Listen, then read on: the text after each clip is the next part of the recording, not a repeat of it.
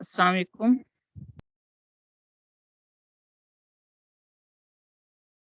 मेरी आवाज़ क्लियर है?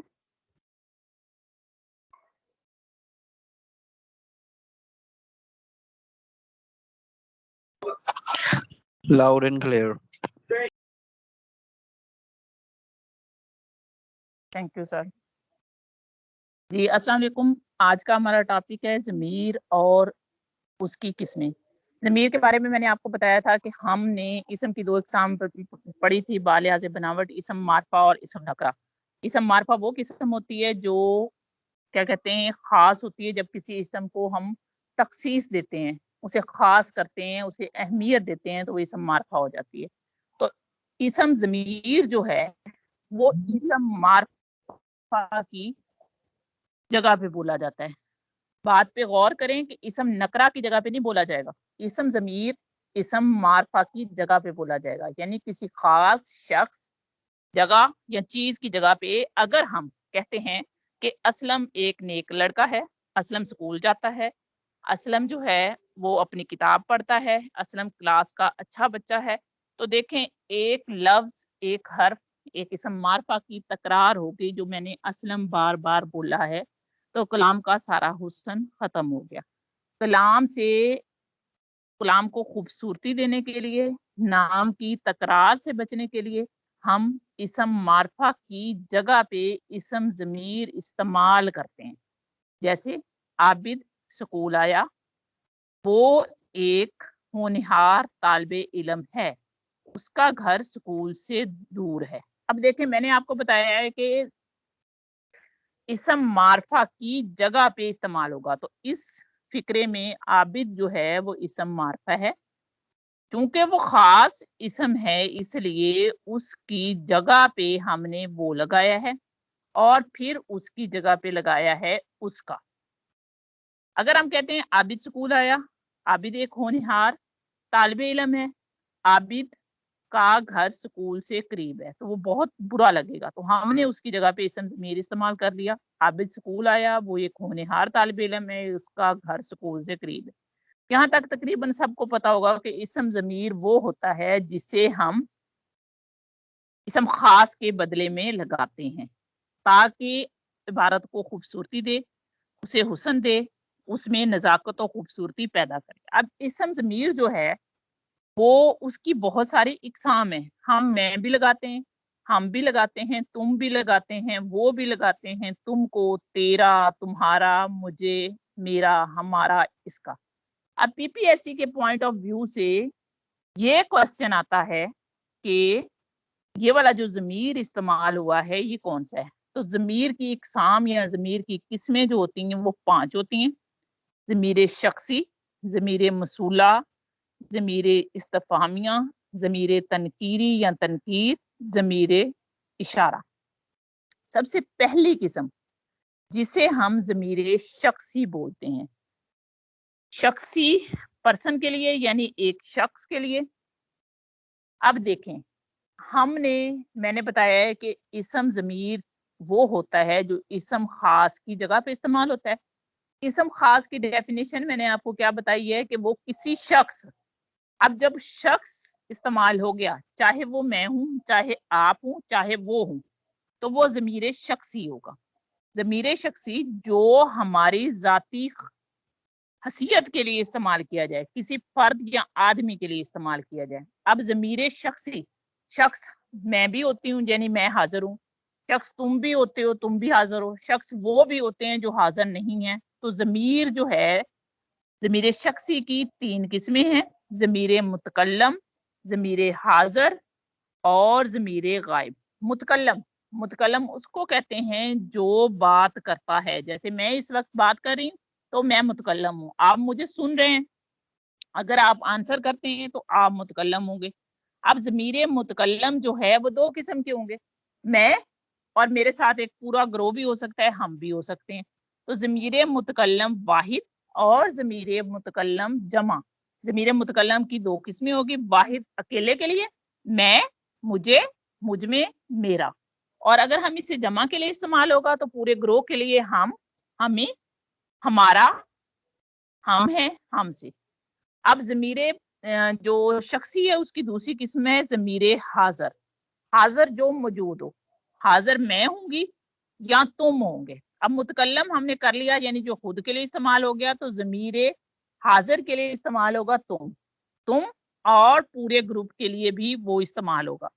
इसे ज़मीर हाज़िर कहेंगे। इसकी भी दो सूरतें हैं, हाज़िर वाहिद और हाज़िर गायब। ज़मीर हाज़िर वाहिद में आ जाएगा तू, तुम, तुझको, तुझे, तुमको या तुम्हें, तेरा, तुम्हारा, तुझ में, तुम में, तुझसे या तुमसे।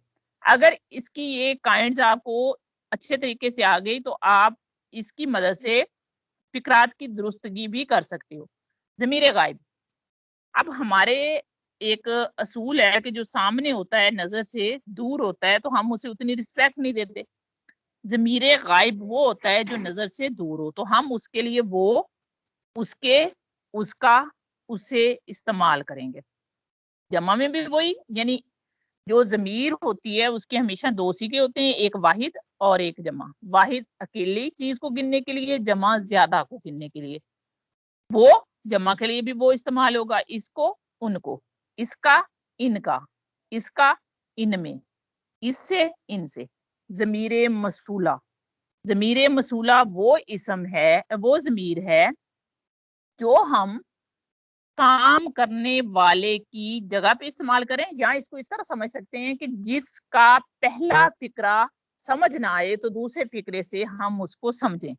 वो ज़मीर जो उस इसम की जगह पे इस्तेमाल हो जिसके साथ एक और जुमला हो, उस जुमले को समझने के लिए हम उसके साथ ज़मीर मसूला लगाएंगे।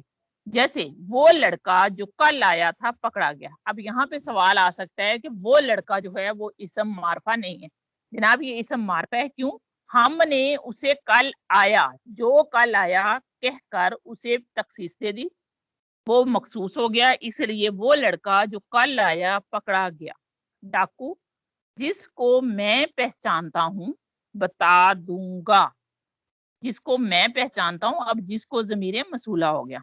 तुम्हारा दोस्त जो दमाम से आ रहा है, अब इन जुमलों में है? ये किसी का माइक ऑन है, ऑफ कर लें काइंडली। मैं बाल के कर देती हूँ। चलना भी कर तेज आई तो चल पा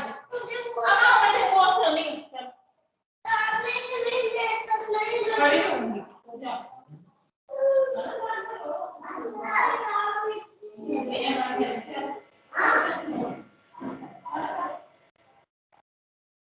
जी सॉरी डिस्टर्बेंस के लिए।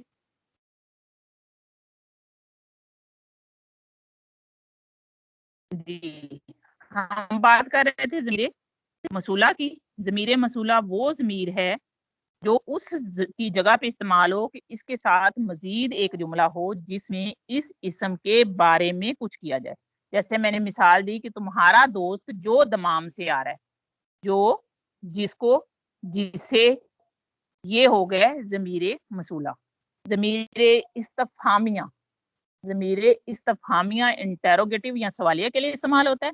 वो ज़मीर जो सवाल पूछने के लिए इस्तेमाल हो, जैसे क्या, कब, किस, किसने, किसने, कौन गया, किसको बुलाऊं, ये हो गया ज़मीर इस्तफहामिया। इस्तफहामिया वो होता है जिसमें हम सवाल पूछते हैं। तो सवाल पूछने वाले की जगह पे जो लफ्ज इस्तेमाल हो वो ज़मीर इस्तफहामिया होगा। ज़मीर तनकीर नहीं से निकला है गैर यकीनी सूरत हाल के लिए। वो ज़मीर जब हमें किसी सूरत हाल का यकीन ना हो, वो गैर यकीनी सूरत हाल हो, उसके लिए हम जो इस्तेमाल करते हैं ज़मीर, वो ज़मीर तनकीरी है। मसलन कोई, कुछ, कौन, यहाँ, कोई, आप क्या खाएंगे। ज़मीर इशारा, ज़मीर इशारा वो ज़मीर है जो इशारा करने के लिए इस्तेमाल हो, जैसे ये और वो, जैसे ये और वो। जी मैंने बताया ज़मीर की 5 किस्में हैं। ज़मीर शख्सी, ज़मीर मसूला, ज़मीर इस्तफामिया, ज़मीर तनकीरी, ज़मीर इशारा। ज़मीर शख्सी, मैं पूछा, मैंने पूछा। ज़मीर शख्सी मैं हो गया, पूछा ज़मीर इस्तफामिया कौन, मसूला, ये इशारा, ये वो इशारा, तनकीरी नहीं। तो ये मैंने रटा भी आपको सेंड किया था। अब इसमें से किसी ने कोई क्वेश्चन करना है ज़मीर के बारे में तो आप कर सकते हैं, उसके बाद हम अगले टॉपिक पे जाएंगे। ज़मीर की 5 किस्में हैं, मैं रिपीट कर देती हूँ ताकि जो न्यू लोग आए हैं उनको एक दफा क्लियर हो जाए। ज़मीर शख्सी यानी आपकी अपनी जात के लिए इस्तेमाल हो या किसी फर्द या ग्रोह के लिए इस्तेमाल हो। इसकी आगे 3 किस्में हैं, मुतकल्लम, हाज़िर और गायब। जैसे हम आप इंग्लिश में फर्स्ट पर्सन, सेकंड पर्सन और थर्ड पर्सन कहते हैं। फर्स्ट पर्सन या ज़मीर शख्सी यानी मैं या हम के लिए इस्तेमाल होगा। इसके 2 सिगे हैं, वाहिद और गायब। वाहिद अकेले के लिए, गायब ज्यादा के लिए। ज़मीर गायब या सेकंड पर्सन तुम के लिए इस्तेमाल होगा और ज़मीर क्या कहते हैं हाजिर तुम के लिए इस्तेमाल होगा और ज़मीर गायब जो सामने नहीं होंगे वो ही, शी, इट, दे के लिए। आगे मसूला मैंने बताया है कि वो अपने एक इस्म को क्लियर करने के लिए, वाज़े करने के लिए इस्तेमाल हो। इस्तफामिया सवाल करने के लिए। ज़मीर तनकीरी जो किसी चीज का गैर यकीनी सूरत हाल को वाजे करे। और ज़मीर इशारा जिसमें हम किसी चीज की तरफ इशारा करेंगे। यहाँ तक किसी ने कोई क्वेश्चन करना है तो वो करे, वरना अगले टॉपिक पे हम चलते हैं। जी माइक ऑन है, किसी ने भी कुछ पूछना है तो पूछ सकता है।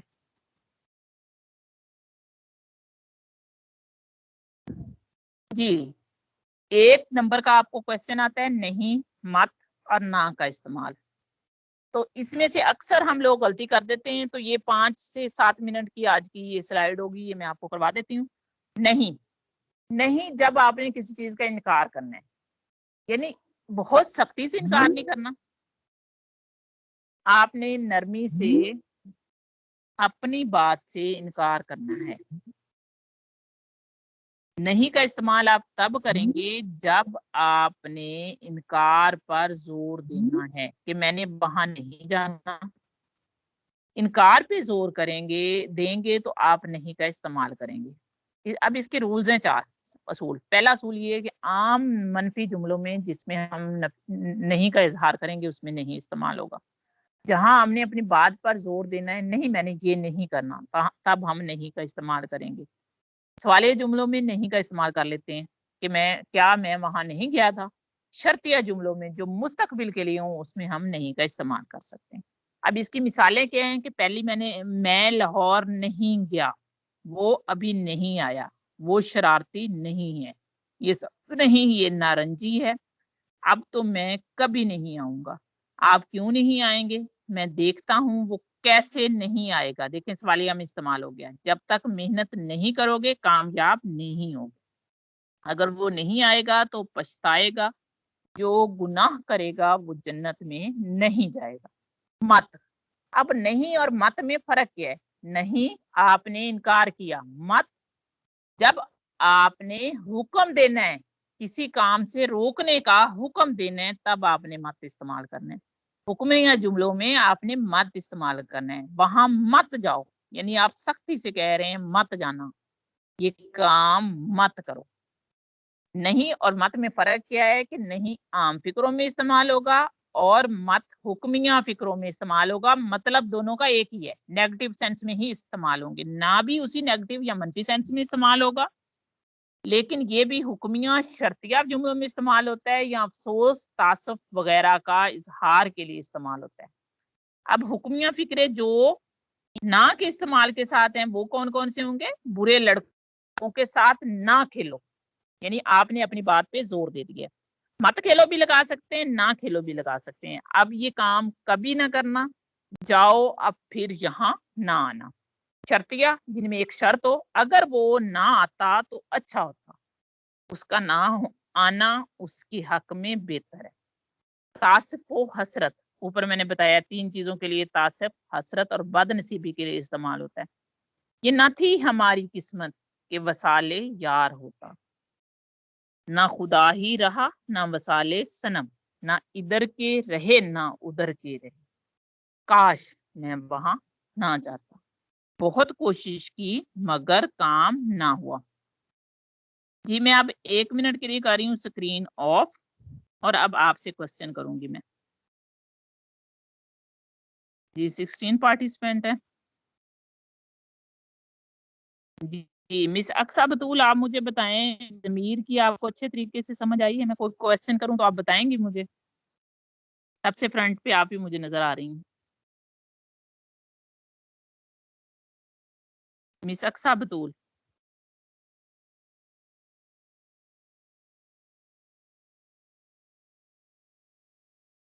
जी ज़मीर क्लियर हुआ? कितनी इकसाम है ज़मीर की? जी अक्सा का माइक तो ऑन है लेकिन आवाज नहीं आ रही। जी एलिजबत मुश्ताक आप बताएं ज़मीर की कितनी इकसाम है?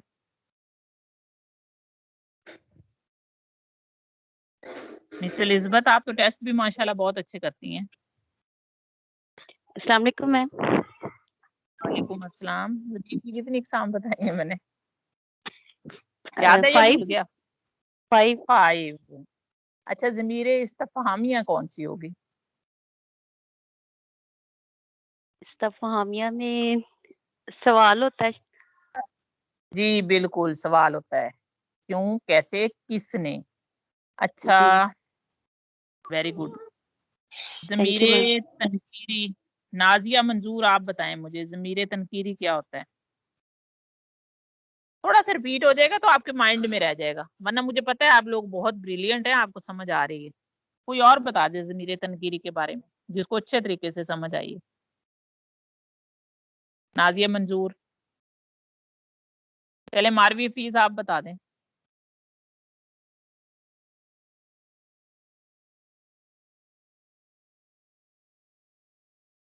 नहीं आ रही। जब हम किसी जुमले की वजाहत करने के लिए क्या कहते हैं तनकीरी का उसमें इजाफा करते हैं। अच्छा ना, मत और नहीं में क्या फर्क है? मैं खुद ही बता देती हूँ कि ना आप सिंपल मनफी जुमलों में इस्तेमाल करेंगे, मत सॉरी नहीं, और ना और मत आप उन जुमलों में इस्तेमाल करेंगे जिनमें आप हुक्म देंगे, जैसे वहां मत जाओ, बाहर मत खेलो, और बुरे काम मत करो, शोर मत करो। यानी आपने मत और क्या कहते हैं ना का इस्तेमाल हुक्मिया फिक्रों में करना है, और बाकी फिक्रों में आपका इस्तेमाल होगा क्या कहते हैं नहीं का। जी एक टॉपिक आपको पहले करवाया था वो मैं करवाना चाह रही हूँ, उसको मैं लास्ट में देखती हूँ। सबसे पहले हम उर्दू क्लासिक की शायरी कर लेते हैं। तो ये जो क्या कहते हैं एमए उर्दू वाले हैं उन्हें तो खास तौर पे करना है, और बाकियों के लिए ये मैंने एक क्या कहते हैं पीडीएफ में बना दिया है। आज जो है क्लासिक की करवा दूंगी, कल इंशाल्लाह जदीद शायर करवा दूंगी, और क्या कहते हैं अगला जब टॉपिक होगा तो उसमें हम चले जाएंगे उस पे नावल और अफसाने पे। क्लासिकी शायर कितने हैं? क्लासिकी शायर जो हैं जनाब 6 हैं। सबसे पहले हमने वली दकनी किया था 1707 1667 में इसकी तारीख पैदाइश थी और 1707 में डेथ हुई थी। आप पढ़ चुके हैं, आपको अच्छी तरह याद होगा। मीर तकी मीर 1723 मीर तकी मीर की तारीख पैदाइश है और 1810 इसकी वफात थी। ख्वाजा हैदर अली आतिश 1778 इसकी पैदाइश है और 1848 इसकी डेथ है। ये आपने याद करने हैं 6 के 6। गुलाम हमदानी मुसफ़्फ़ी ये 1750 इनकी तारीख पैदाइश है, 1824 इनकी डेथ। मिर्जा गालिब 1797 ये सबको याद होगा, 1859 में इनकी डेथ है। दाग देलवी 1831 तारीख पैदाइश है और 1905 इनकी डेथ है। 6 शायर हैं, सब के सब आप देख लें 18वीं सदी के हैं। 16वीं से स्टार्ट हो रहे हैं पैदाइश इनकी और 17वीं 18वीं में इनकी शायरी है। तो ये सारे क्लासिकी शायर जो हैं ये 18वीं सदी से तल्लक रखते हैं। वली दकनी, मीर तकी मीर, ख्वाजा हैदर अली आतिश, गुलाम हमदानी मुसफ़्फ़ी, मिर्जा गालिब, दाग देलवी। अब सबसे पहला शायर जो हमारा है वो है मीर तकी मीर। खुदाए सुखन मीर तकी मीर इसकी तारीख पैदाइश का आपको मैंने बताया था कि 8 नुक्ते हैं, तो 2 और जमा कर दो। 1810 और 1823 में इनकी डेथ थी। मुझको शायर न कहो मीर कि साहिब मैंने दर्दो गम कितने किए जमा तो दीवान किया। अब इसका एक कॉलम की सूरत में पूरा इंट्रोडक्शन मैंने बना दिया है कि असल नाम मीर तकी मीर, तखल्लस मीर, कलमी नाम जो ये इस्तेमाल करते थे मीर तकी मीर था। नाम इनका था मीर मोहम्मद तकी। अलकाब इनको क्या क्या दिए गए हैं? सरताज शुराए उर्दू, सरताज शुराए हिंद, खुदाए सुखन और मुहावरा दिन मतीन। फल्दियत, इनके वालिद का नाम अली मुत्तकी था जो मरूफ मीर मुत्तकी के नाम से थे। पैदाइश अब आपको याद होगी 1723 और डेथ इनकी हुई थी 1810 लखनऊ में। उम्र कितनी थी? 86-87 साल के थे जब इनकी डेथ हुई थी। इब्तदाई तालीम किससे हासिल की? अपने वालिद के साथ और अपने सुतेले भाई मीर अमानुल्लाह से, मुंह बोले भाई मीर अमानुल्लाह से हासिल की। इनके उस्ताद कौन थे? इनके उस्ताद थे सिराजुद्दीन आरजू।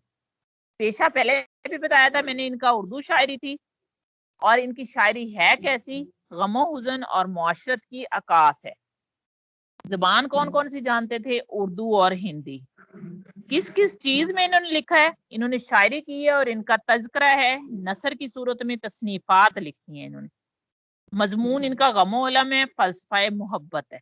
तसनीफात इनकी है नुकात शोरा, जिसमें 100 से ज्यादा शायरों का जिक्र है। 6 उर्दू दीवान है, 1 फारसी दीवान है, 1 इनकी आप बीती या खुद नवस्त या इनकी सवाने हयात है जिसे जिक्र मीर कहते हैं। इसके अलावा मीर तकी मीर जिस बात पे फख्र करते थे वो ये थी कि ये खानदान में सदात से तल्लक रखते हैं, तभी आपको मीर कहते हैं कि ये सईदों के खानदान से तल्लक रखते हैं। अगर आप कहें तो मैं रिपीट कर देती हूँ, वरना आपने इसको कोई एक पर्सन मुझे बता दे। इसको आपको मेरे ख्याल में ये आपका रिवाइज हो गया होगा जी। कोई नहीं बोला तो हम अगले पे चले जाते हैं। दूसरे शायर हैं हमारे ख्वाजा हैदर अली आतिश। इनका शेर क्या है कि बंदिशे अल्फाज जुड़ने से नगों के कम नहीं, शायरी भी काम है आतिश मरसा साज का। असल नाम इनका क्या था? हैदर अली। और इनका सिलसिला ख्वाजा अब्दुल्ला अहरार से मिलता था। तखल्लुस क्या करते थे? आतिश। ख्वाजा हैदर अली आतिश उर्दू शायरी का कलंदर थे। अच्छा, इनके एक शागिर्द जो हैं वो बड़े मशहूर हुए हैं, नवाब मिर्जा शौक। आज मैंने एक पोस्ट भी की थी। उर्दू का बदनाम तरीन शायर है वो। और क्या कहते हैं कि शायर उस्तादों का नाम रोशन भी करते हैं और बदनाम भी करते हैं। तो ये ऐसा शागिर्द था जो एक सूफी बुजुर्ग की शायरी में रहते हुए लखनऊ के मिजाज से रंगा हुआ था और इसने बदनाम तरीन शायरी आपसे छुप कर कही। कहा जाता है कि अगर हैदर अली आतिश को वो दीवान नजर आ जाते तो वो नजरे आतिश हो जाते, यानी जल जाते। पैदाइश इनकी हुई थी 1764 में। कहाँ हुई थी? मोहल्ला मुगलपुर फैजाबाद लखनऊ इंडिया में। वफात कब हुई इनकी? वफात इनकी हुई थी 1986 में। और इसकी वफात जो है तज़किरा माहो साल में 13 जून 1947 लिखी है। फैजाबाद मदरसे से पढ़े थे।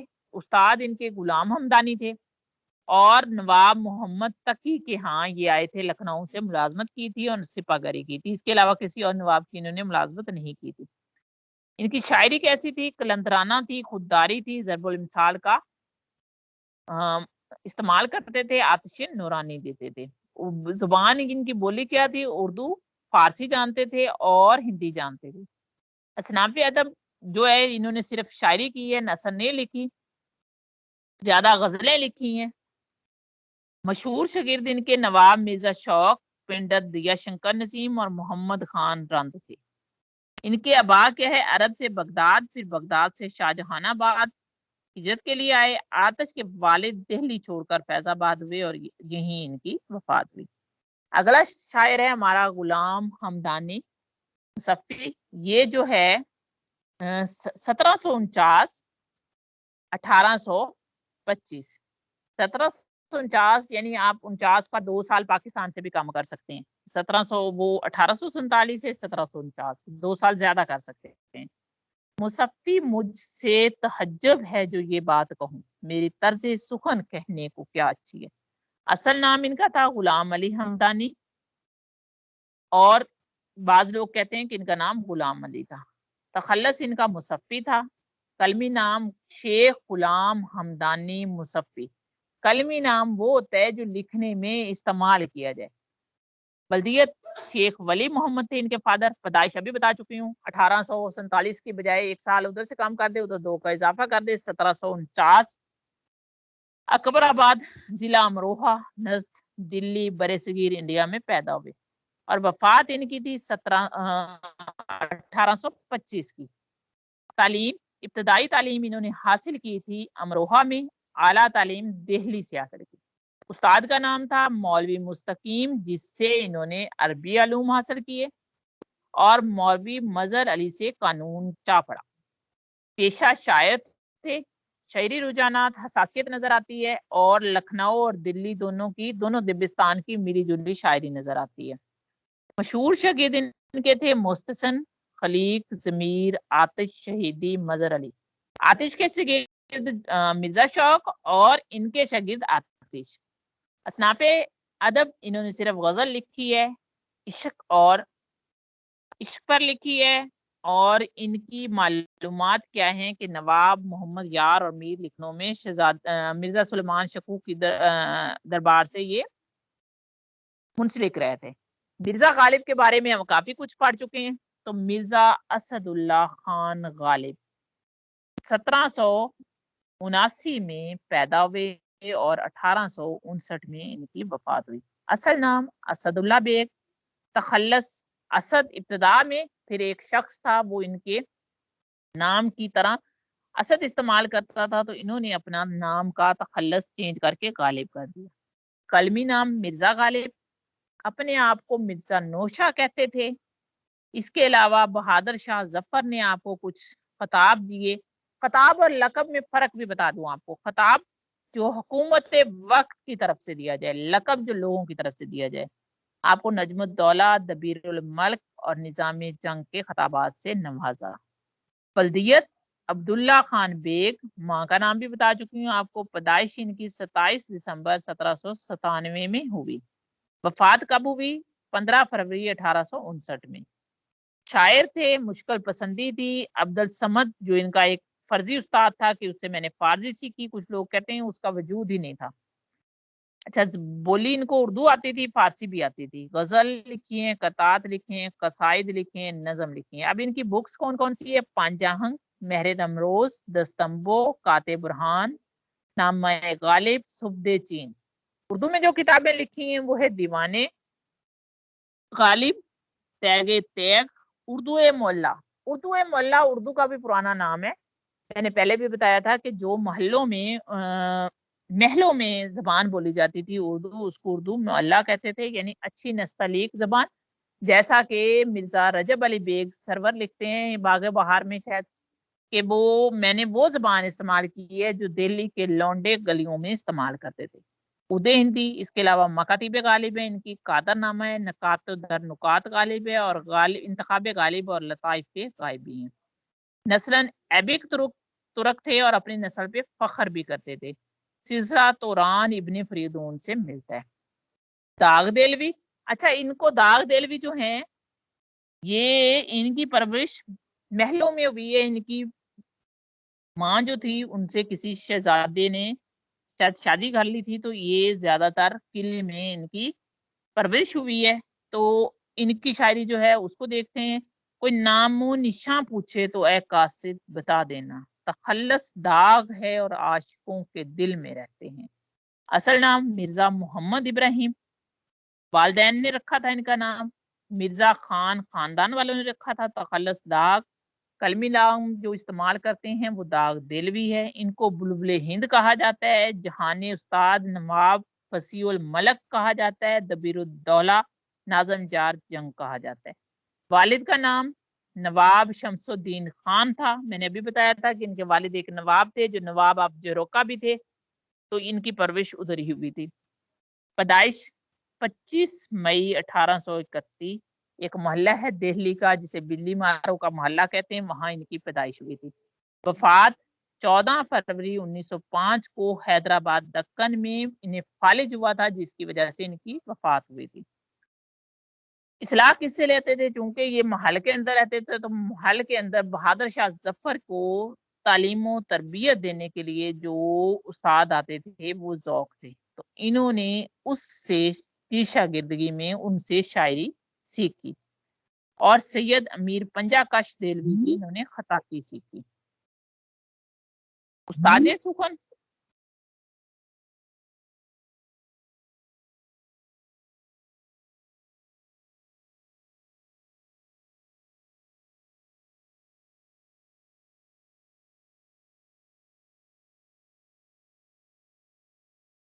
शेख इब्राहिम ज़ौक जो थे,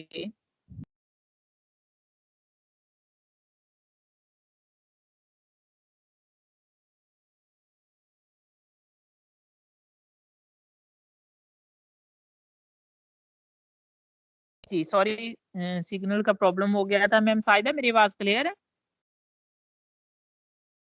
कोई और बता दे। जी मिस रगीना बिल्कुल क्लियर है आपकी जी आवाज। मैम अब क्लियर है।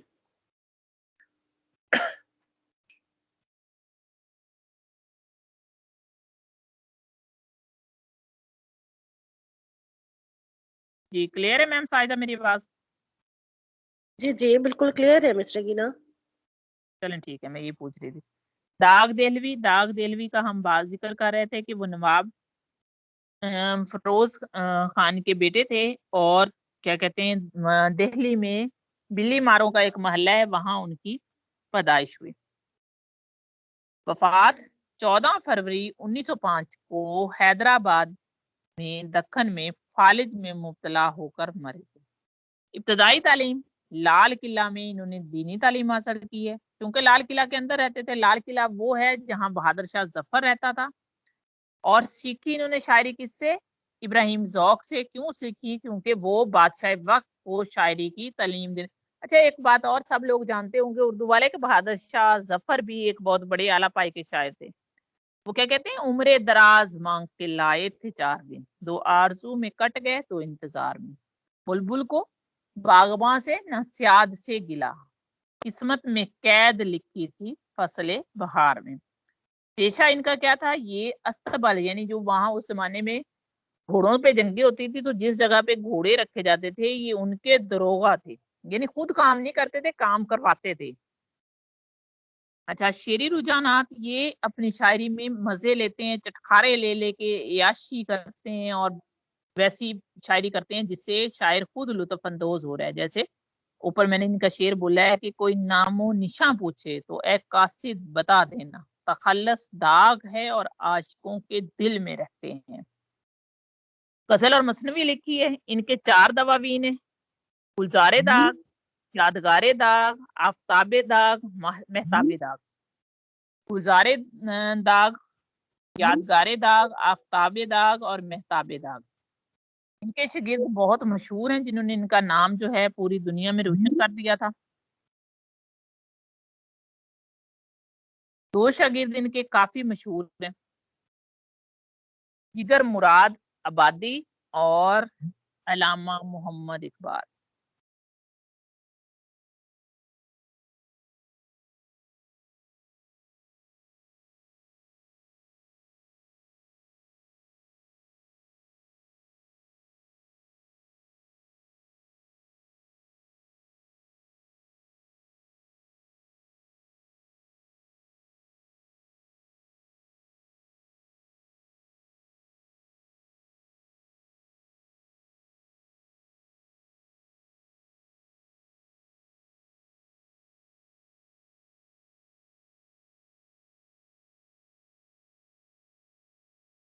जी नेटवर्क इशू, तो बस वेट करें 1 मिनट। हम इस सॉरी नेटवर्क इशू था, हाँ स्लाइड्स ऑफ हो स्क्रीन भी ऑफ हो गई आई थिंक। तो चलें आप मुझे ये बता दें कि मिर्जा दाग के मशहूर शागिर्द कौन कौन से थे? कौन बताएगा मुझे? किसी को पता है? सरत आला मोहसिन आपको पता है दाग देलवी के मशहूर शागिर्द कौन कौन से थे?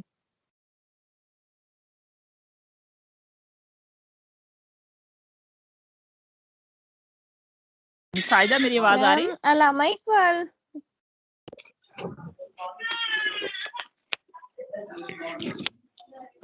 आपकी आवाज जी बिल्कुल किसी को पता है दाग देलवी के मशहूर शागिर्द कौन कौन से थे, वरना मैं खुद। जी मैम, अल्लामा इकबाल और जिगर मुरादाबादी। हेलो हेलो मैम तक आवाज नहीं जा रही।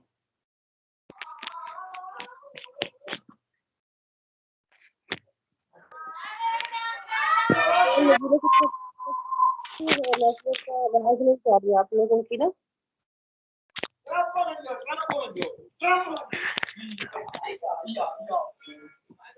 ਅੱਜ ਮਿਸ ਦਾ ਨੈਟਵਰਕ ਦਾ ਰੌਲਾ ਬਣ ਗਿਆ। एलिजाबेथ अपना माइक ऑफ कर लें।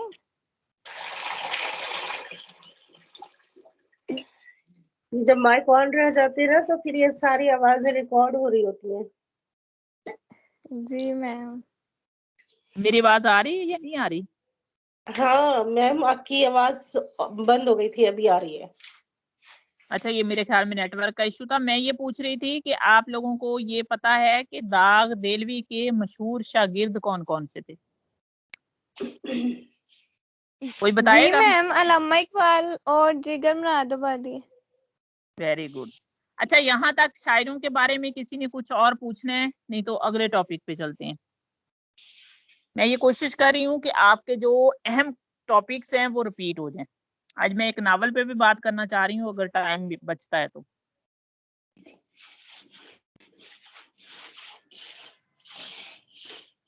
ये टॉपिक मैंने पहले करवाया था, रमूजो औकाफ, तो वो सबको पता है, लेकिन आज मैंने उसकी फिर स्लाइड्स बनाई हैं, एक इल्में बयान की हैं।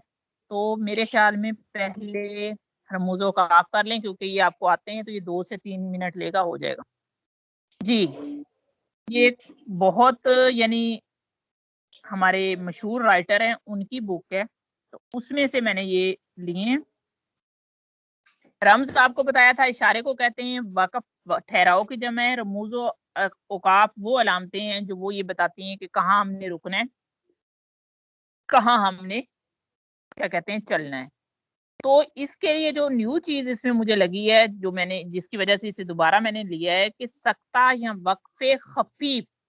खफीफ, आप लोगों का सख्ता और क्या कहते हैं उसमें फर्क नहीं आ रहा था खत्मा में, तो सख्ता उन्होंने नाम से वाज़ेह कर दिए, वक्फे खफीफ यानी हल्का सा रुकना है। तो इंग्लिश में इसको कहते हैं कॉमा। सख्ता या वक्फे खफीफ को कहते हैं कॉमा। वक्फा, सख्ता के बाद आ गया वक्फा, और निसफ वक्फा इसका नाम है, यानी थोड़ा सा सख्ता से ज्यादा रुकना है, इसको कहते हैं सेमी कॉलन, यानी कॉलन ऊपर लगा के नीचे डॉट। राब्ता, सख्ता, वक्फा और राब्ता। देखें, वक्फे खफीफ हल्का रुकना, निसफ वक्फा यानी आधा रुकना, और वक्फे लाजम लाजमी रुकना है, कॉलन। अलामतें भी तीनों के मिलती है, कॉमा, सेमी कॉलन और कॉलन। तफसीलिया यानी आपने बात की डिटेल बतानी है, उसके लिए हम कॉलन या 2 डैश इस्तेमाल करेंगे कॉलन के साथ। खत्मा या वक्फे मुतलिक, जिसको फुल स्टॉप कहते हैं, यानी बात खत्म, रुक गए। इस्तफामिया, सवालिया, साइन ऑफ इंटरोगेशन। निदाया या फंजाइया, साइन ऑफ एक्सक्लेमेशन, यानी आपने हैरत की इजहार करना है, खुशी का इजहार करना है, या गम का इजहार करना है। वावैन, जिसको हम इन्वर्टेड कॉमास कहते हैं। खत, डैश, जो किसी चीज को हमने पॉइंट आउट करने के लिए लगाना है। कौसैन या ब्रैकेट। सख्ता आप पहले डिटेल पढ़ चुके हैं कि हमने कम कम ठहराव के लिए इसको इस्तेमाल करना है, और इसमें हमने सांस को नहीं तोड़ना। वक्फे खफीफ है सख्ता, यानी हमारा सांस ना टूटे, बस जरा सा ठहरना है और हमने आगे चले जाना है, जैसे कराची, लाहौर, पेशावर और कोयटा। गदागरी को मजबन, इखलाकन और रस्मन। दिन हो के रात, सफर हो के खजर, उसमें जरा सा कौमा हमने दिया है, ना नौमन तेल होगा, ना राधा नाचेगी। अच्छा, ना नौमन तेल होगा, ना राधा नाचेगी, ये एक बहुत मशहूर कहावत है। मैं थोड़ी सी इसकी डिटेल दे दूं आपको, क्योंकि बाज़ औक़ात ये पूछा जा सकता है। राधा एक शहजादी थी हिंदू, यानी कि टेल कहानियां जो होती हैं उनकी, उसमें से है ये। तो इसको शायद कैद कर लिया गया था और इसको कहा गया था कि नाच के दिखाओ। तो अब इसका बहाना ये था कि मुझे नाचना तब होगा आएगा जब 9 मन तेल आएगा। यानी मैं इतना अच्छा नाचती हूँ कि तेल के अंदर नाचती हूँ, तो 9 मन तेल ले आओ फिर मैं नाचूंगी। तो ना 9 मन कोई तेल ला सका और ना राधा नाची। तो ना 9 मन तेल होगा, यानी जब हम कोई ऐसा काम जो हम करना ना चाहें उसके लिए ये बहाना बनाते हैं। वक्फा सेमीकोलन से ही आपको अंदाजा हो गया होगा कि जरा सा ज्यादा इस्तेमाल करते हैं, इसमें छोटे छोटे जुमले लेते हैं, इसमें सांस टूट सकता है हमारा। जैसे तुम रोए हमारा दिल बेचैन हो, तुम्हारी उंगली दुखी तो हमारे दिल पर चोट लगी, मुसीबतें हमने भरी तकलीफें हमने उठाई, रातों को उठ उठ कर हम बैठे। ये देखें अब हर जगह पे वही वक्फा इस्तेमाल हो रहा है। अच्छा, हर इसके बाद है राबता। राबता क्या है कि दो फिक्रों का आपस में वक्फ लाजम, यानी लाजमी हमने रोकना है। जैसे मैं कहती हूँ क्या कहते हैं, मकूला है इत्तेफाक में बरकत है, या किसी हकीम का कौल है रुक के मैंने कहना है आपका आज महाकाज। बकौल शायर ऐब भी करने को हुनर चाहिए, सच है गया वक्त फिर हाथ नहीं आता। तफसीलिया यानी ये अलामत तफसील के लिए बयान। जैसे हम मजमून लिखते हैं तो ऊपर हमने मजमून दिया, हेडिंग दी, आगे 2 डॉट लगाए और उसकी तफसील दी। हम एक लफ्ज लिखेंगे उसकी आगे तफसील देंगे। इन मिसालों को आप पढ़ लेना। खत्मा, फुल स्टॉप, बात खत्म हो गई। वाजिबुल मुतलिक हो गई, अब आपने रुक जाना है। जी, सवालिया आपको पहले पता है और नदाइया और फंजाइया का भी पता चल गया। जी, इसमें रमूज़ो औकाफ में से कोई चीज अगर आपकी क्लियर होने वाली है तो आप बता दें। ये क्या कहते हैं, आपको मैं सेंड कर दूंगी।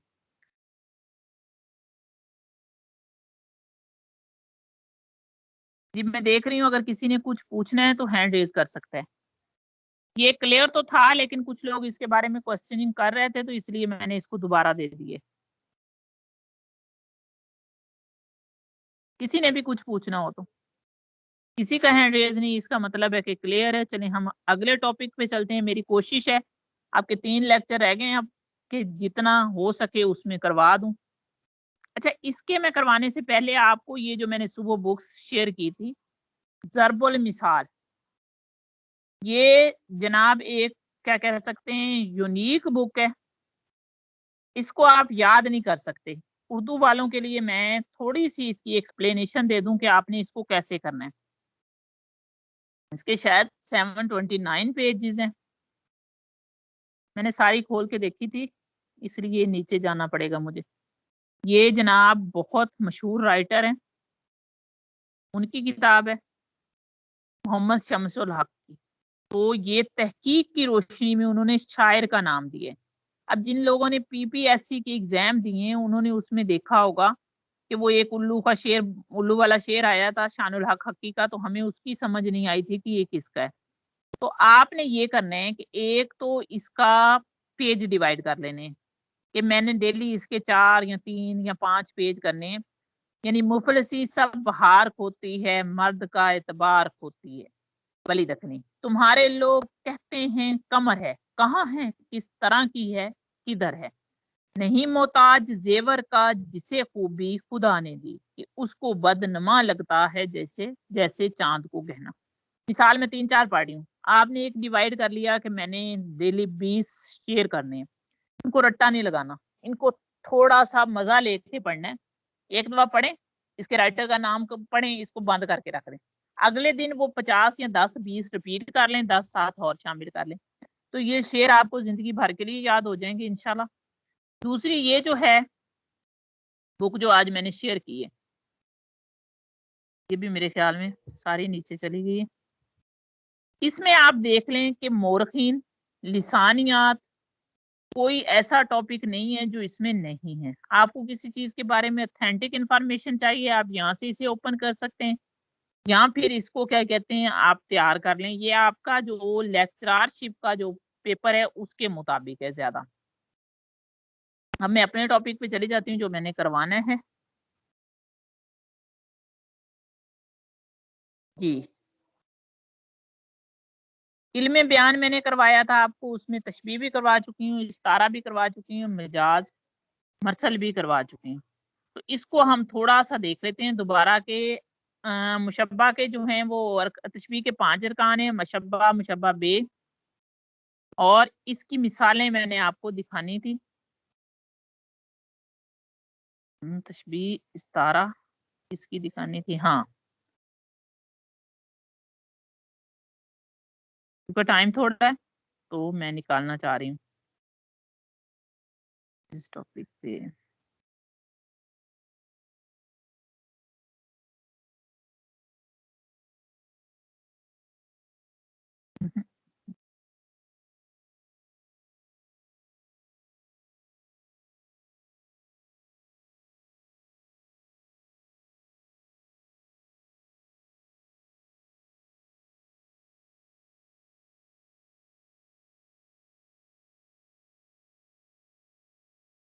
हाँ जी, नावल और अफसाने की बात मैं करना चाह रही थी। मैं सोच रही थी कि वो किधर गए हैं, तो वो मिल नहीं रहे थे। सबसे पहला अफसाना जो मैं आपको सेंड करूंगी वो होगा आज ईद का। प्रेमचंद उर्दू के मशहूर जो अफसाना निगार हैं, इनमें इनको पहला नंबर दिया जाता है। क्या कहा जाता है कि सजाद हैदर यलदरम जो हैं, जो कुर्रतुल ऐन हैदर के फादर हैं, वो पहले अफसाना निगार हैं। लेकिन कुछ लोग कहते हैं कि सजाद हैदर यलदरम जो थे, उन्होंने चूंकि तुर्की के अफसानों के तर्जमे किए थे, तो वो जो हैं वो पहले अफसाना निगार नहीं हैं। तो पहले अफसाना निगार जो हैं वो हैं जनाब आपके मुंशी प्रेमचंद। पहला जो अफसाना आपको सेंड किया था, पहले भी मैंने किया था, आज फिर दोबारा करूंगी, ईदगाह। ईदगाह में एक छोटे से बच्चे की कहानी है, हमाद की। उसकी मैं समरी आपको बताऊंगी, पढ़ना आपने खुद है। हमाद जो है, उसकी माँ की डेथ हो चुकी है, बाप की डेथ हो चुकी है, लेकिन उसे कोई फिक्र फाका नहीं है। वो ये कहता है कि मेरी माँ और बाप बाहर गए हुए हैं, वो वापस आएंगे, मेरे लिए खिलौने लेके आएंगे। अब वो ऐसा बच्चा है कि जिसका ना तो कपड़े ऐसे हैं कि वो दूसरे अपने क्लास फेलोज के साथ फख्र का इजहार कर सके, ना ही उसके पास खिलौने हैं, ना ही उसकी जरूरियात जिंदगी सही तरीके से पूरी होती हैं।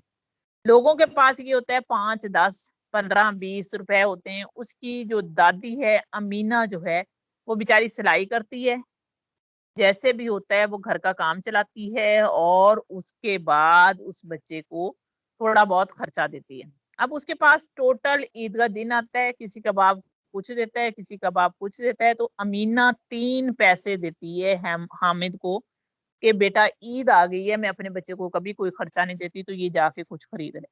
अब मार्केट में जाते हैं तो वो कोशिश है मेरी कि बहुत शॉर्ट हो जाए। मार्केट में जाते हैं, यानी वो ईदगाह में जाते हैं, जैसे जैसे वो बाजार की रौनकें आते हैं, ये देखा वो देखा, देखते देखते ये नमाज पढ़ते हैं। नमाज के बाद जब बाहर निकलते हैं तो इसके साथी जो होते हैं, कोई कोई चीज खाता है, कोई कोई चीज खाता है, और ये हाथ अपनी जेब पे रखता है और कहता है कि मैं वो चीज लूंगा जो मेरे बजट के मुताबिक होगी। अब छोटा सा बच्चा है, उसके जहन की पूरी हिस्ट्री प्रेमचंद ने खोल के इस अफसाने में ईदगाह में बयान कर दी है। अब एक उसका दोस्त जो होता है वो सिपाही लेता है, एक कुछ लेता है, कोई कुछ लेता है, तो ये जनाब लेता है ग्लव्स या दस्ताने।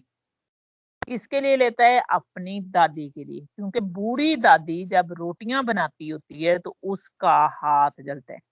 अब सारे बच्चे इस पे हंसते हैं कि इस बच्चे ने कैसी चीज ली है, इसका क्या फायदा है।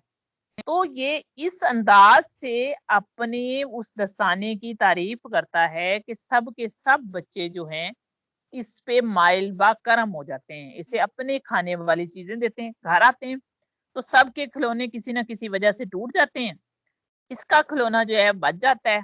और जब ये जो अफसाने का एंड है वो मैं पढ़ना चाहूंगी, वैसे आपको वैसे भी बड़ा होगा। ये लेता तब है कि मेरी दादी जो है वो खुश होगी और मुझे दुआ देगी। तो ये ला के जब दस्ताना अपनी दादी को देता है, तो दादी पहले तो उसे डांटती है कि तुमने अपने खाने के लिए कोई चीज नहीं ली, लेकिन जब ये कहता है कि तुम्हारे हाथ जल जाएंगे, तो ये मजे का सीन है, इसको हम पढ़ लेते हैं, वो सुनने से ज्यादा अच्छा लगेगा। अमीना ने छाती पीट ली, ये कैसा बेसमझ लड़का है कि दोपहर हो गई। छोटा सा बच्चा है, आप सोचें, 7 साल का। दोपहर होगी, न कुछ खाया न पिया, लाया क्या ये दस्ते पना, सारे मेले में तुझे और कोई चीज ना मिली। अपनी उससे ना का इस्तेमाल हो गया। हुक्मी अंदाज में पूछती है हामद से। हामद ने खताबराना अंदाज में कहा, तुम्हारी उंगलियां तवे से जल जाती थी कि नहीं? अब अमीना को जब एहसास हुआ कि हामिद जो है वो मेरे लिए दस्ते पनाह लेके आया है, तो अमीना का गुस्सा फौरन शफकत में तब्दील हो गया। शफकत भी वो जो मुंह पर बयान होती और अपनी सारी तासीर लफ्जों में मुंतशिर कर देती है। ये बेजबान शफकत थी, दर्दे इल्तिजा में डूबी हुई।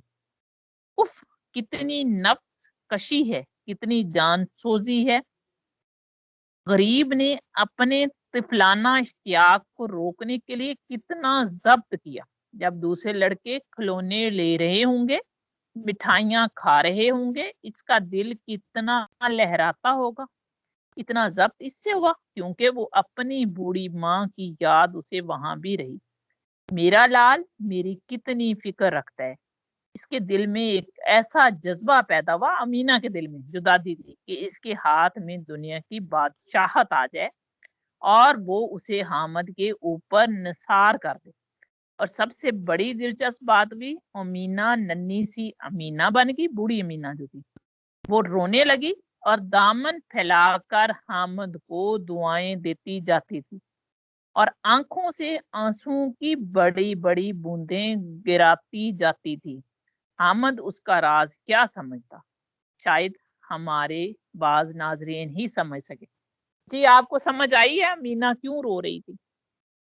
कोई भी इस पे तबसरा करेगा, फिर अगला नावल जो है उस पे अगले अफसाने पे फिर मैं जाऊंगी। सिर्फ 1 से 2 लाइन में। प्रेमचंद हिंदू था। उसने बताया है कि मीना बच्चों की तरह रो रही थी। बच्चों की तरह रोने में लॉजिक क्या है? कोई एक बंदा बता दे। जहन के घोड़े दौड़ाएं और मुझे बताएं जरा।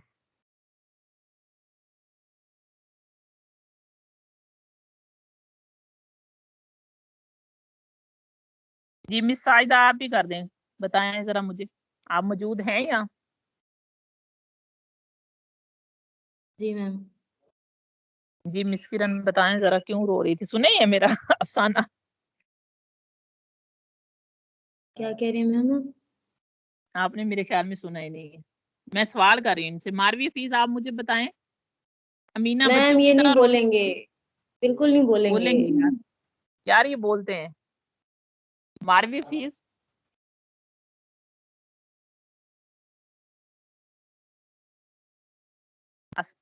यार जी आई कितना थिंक टाइम लगता है? टाइम 5 मिनट 5 रहते मिनट हैं। रहते हैं, ठीक है। अगर ज्यादा बरक है तो मैं छोड़ देती हूँ, वरना मैंने एक अफसाने का थोड़ा सा बताना है इन्हें। नहीं मैम, पढ़िए खुद बताएं लेना। बताएं, मेरा ऑलरेडी कवर हो चुका है, मैंने बस एसएससी वालों को करवाना है ज्यादा। जी आप लोग नहीं बताएंगे, मैं खुद बताती हूँ, क्योंकि बच्चों की तरह रोना अल्लाह को पसंद है। तो अमीना अपने बच्चे के लिए, वो मुसलमान थी, एक बच्चा बन गई और उसकी खुशियां मांगना उसने शुरू कर दी वहां से। प्रेमचंद का दूसरा अफसाने कफन। कफन बहुत मशहूर अफसाने है। इसमें 2 क्या कहते हैं करेक्टर हैं, मेल और एक फीमेल है, यसु और मादू। दोनों बाप बेटे हैं। अब वो जो उनकी बहू है बदिया, वो जनाब दर्द ज़ेहन में मुब्तला है। ऐसी वो औरत है कि इन दोनों बाप बेटे को बिठा के कमा के खिलाती थी और घर का सारा काम भी करती थी। अब क्या है कि वो ऐसे बेहिस हैं कि उनको असर नहीं होता, कि वो क्या कहते हैं कि मैं, गेसू ने कहा मालूम होता है बचेगी नहीं, सारा दिन तड़पते हो गया, जा देख तो आ। अब उनकी बेहिसी दिखाएं। वो वहां से उठने पे गवारा नहीं करते, क्यों? वो आलू बॉयल करके भून के खा रहे हैं।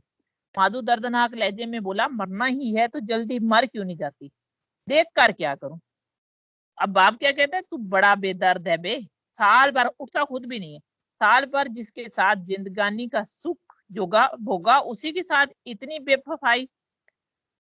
तुम मुझसे तो इसका तड़पना और हाथ पांव फेंकना नहीं देखा जाता। वो चुमार थे, वो उन्होंने क्या कहते हैं, उनकी जो उसकी बीवी थी माधु की, वो जो थी क्या कहते हैं तकलीफ में थी, दर्द-ए-ज़ह में थी और जो है ये दोनों जनाब भूखे थे, आलू किसी को चोरी करके लाए थे, उनको आग में डाल के भून रहे थे। उसके बाद जनाब आपस में तबसरे कर रहे थे, कोई भी उन्हें जाके नहीं देखता, उस औरत का ख्याल नहीं पूछता। होता क्या है, खा पी के वहाँ डकार मार के सो जाते हैं, सुबह जब ये जाते हैं तो वो मरी पड़ी होती है और उसके मुँह में मक्खियाँ आ रही होती हैं। अब उसके कफ़न देने के इनके पास पैसे नहीं होते, अफ़साने का नाम भी कफ़न है। तो कफ़न जो है वो खरीदने के लिए ये लोगों के पास जाके मिन्नत आहुजारी करते हैं, कोई 2 पैसे देता है, कोई 4 देता है, कोई 10 देता है, कोई 8 देता है, पैसे जमा हो जाते हैं, बाज़ार जाते हैं कफ़न खरीदने के लिए। अब कफ़न उसको नहीं चाहिए, ये वहाँ से उन पैसों से इनकी बेहिस्सी ये होती है कि ये उन पैसों से जाके शराब लेते हैं, मछली खाते हैं और पता नहीं क्या कुछ खा पी के वो पैसे खत्म कर देते हैं। और एंड इसका क्या होता है कि इनको पता होता है कि मुआशरा इतना बेहिस है कि जिंदा को कुछ नहीं देगा, जो मर गया है उसके लिए इनके पास सब कुछ होगा। तो ये वहां पे कहते हैं कि ये दूसरी दफा भी कफन देंगे, तीसरी दफा भी देंगे और हम यही करेंगे। और अफसाने की जान जो है इसमें है कि गैसू ने समझाया, जब ये शराब के नशे में वो क्या कहते हैं धुत होते हैं, क्यों रोता है बेटा, खुश हो के वो माया जाल से मुक्त हो गई, जंजाल से छूट गई, बड़ी भगवान थी। भगवान क्यों थी, इन्हें वो शराब के पैसे देगी, जो इतनी जल्द माँ मोया के बंधन तोड़ दिए। वो दोनों वहां खड़े होकर गाने लगे, ठगनी क्यों नैना झमकावे वे, ठगनी क्यों नैना झमकाए। अब ये सारा मैं खाना शराब खाना जो था इनको देख रहा था, ये उछल रहे थे, कूद रहे थे और वहीं पे ये लेट गए।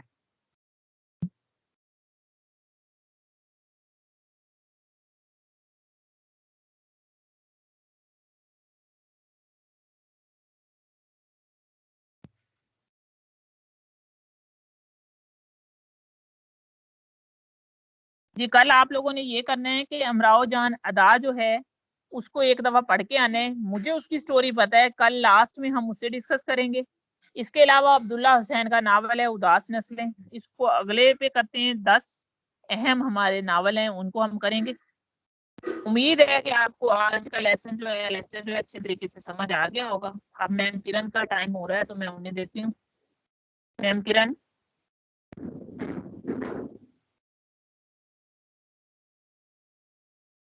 मैम किरण मौजूद है आप?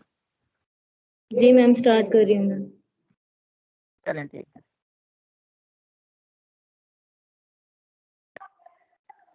अस्सलाम वालेकुम ऑल ऑफ यू। आप सबके सामने स्क्रीन शेयर हो गई होगी आई थिंक। हाँ जी स्क्रीन जी शेयर मैम हो हो गई गई है। है। हम लोग आज का अपना जो लेक्चर है वो स्टार्ट करते हैं। अब जो आज का हमारा लेक्चर है वो रिलेटेड है फर्स्ट ऑफ ऑल सारे के सारे ईएससी कैंडिडेट से, और उसके बाद जो हमारा लेक्चर है वो एसएससी इंग्लिश कैंडिडेट्स जो हैं उनसे हम स्टार्ट करेंगे। ठीक है, सबसे पहले आप लोगों को जो मैं पढ़ा रही थी उसे कवर करवा देती हूँ। हम लोग पढ़ रहे थे कॉमन एरर्स। कॉमन एरर्स मैं आप लोगों को करवा चुकी हूँ, और वो कौन से हैं जी? फर्स्ट ऑफ ऑल नाउन के करवाए थे, देन प्रोनाउन के, after that adjective and then articles. उसके बाद हम वर्ब्स को भी डील कर चुके हैं और एडवर्ब्स को भी डील कर चुके हैं। कॉमन एरर्स की अगर बात करें हम प्रपोजिशन में, तो हम लोग उसको स्टार्ट करते हैं। प्रपोजिशन के अंदर जो कॉमन एरर्स हैं हम उन्हें स्टार्ट करते हैं। अब यहाँ पे फर्स्ट जो हमारा एक सेंटेंस है that is his wife is angry on him.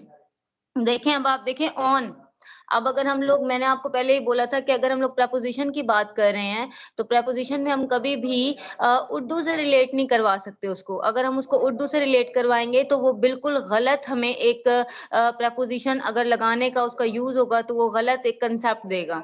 ठीक है, अब उर्दू के लिहाज से तो ठीक है, his wife is angry on him, ठीक है, लेकिन वो उससे नाराज थी ना। ठीक है, अब यहाँ पे क्या आएगा, इसका जो एंग्री है, एंग्री के साथ उसका जो यूज है दैट इज विद।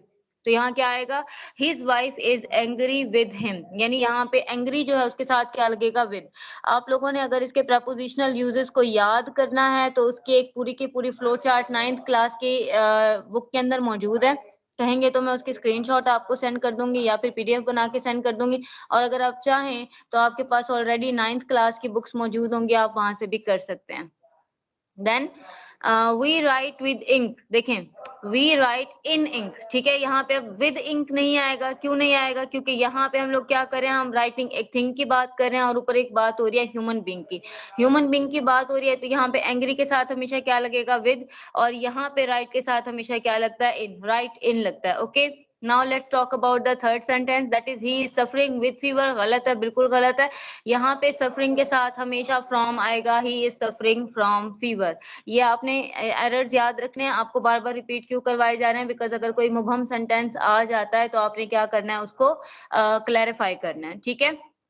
नाउ अब हम लोग चौथे की बात करते हैं, ही डाइड फ्रॉम कॉलरा, ठीक है। फ्रॉम कॉलरा बिल्कुल भी नहीं आएगा, ही डाइड ऑफ कॉलरा आएगा। आप कहीं पे भी जाके डाइड के साथ जो है सेंटेंस यूज करवा लें तो वो क्या आएगा, ऑफ आएगा, फ्रॉम वहां पे नहीं आएगा, ठीक है। वो उससे नहीं मरता, बल्कि कॉलरा की वजह होती है, एक उसकी वजह से मरता है, ठीक है।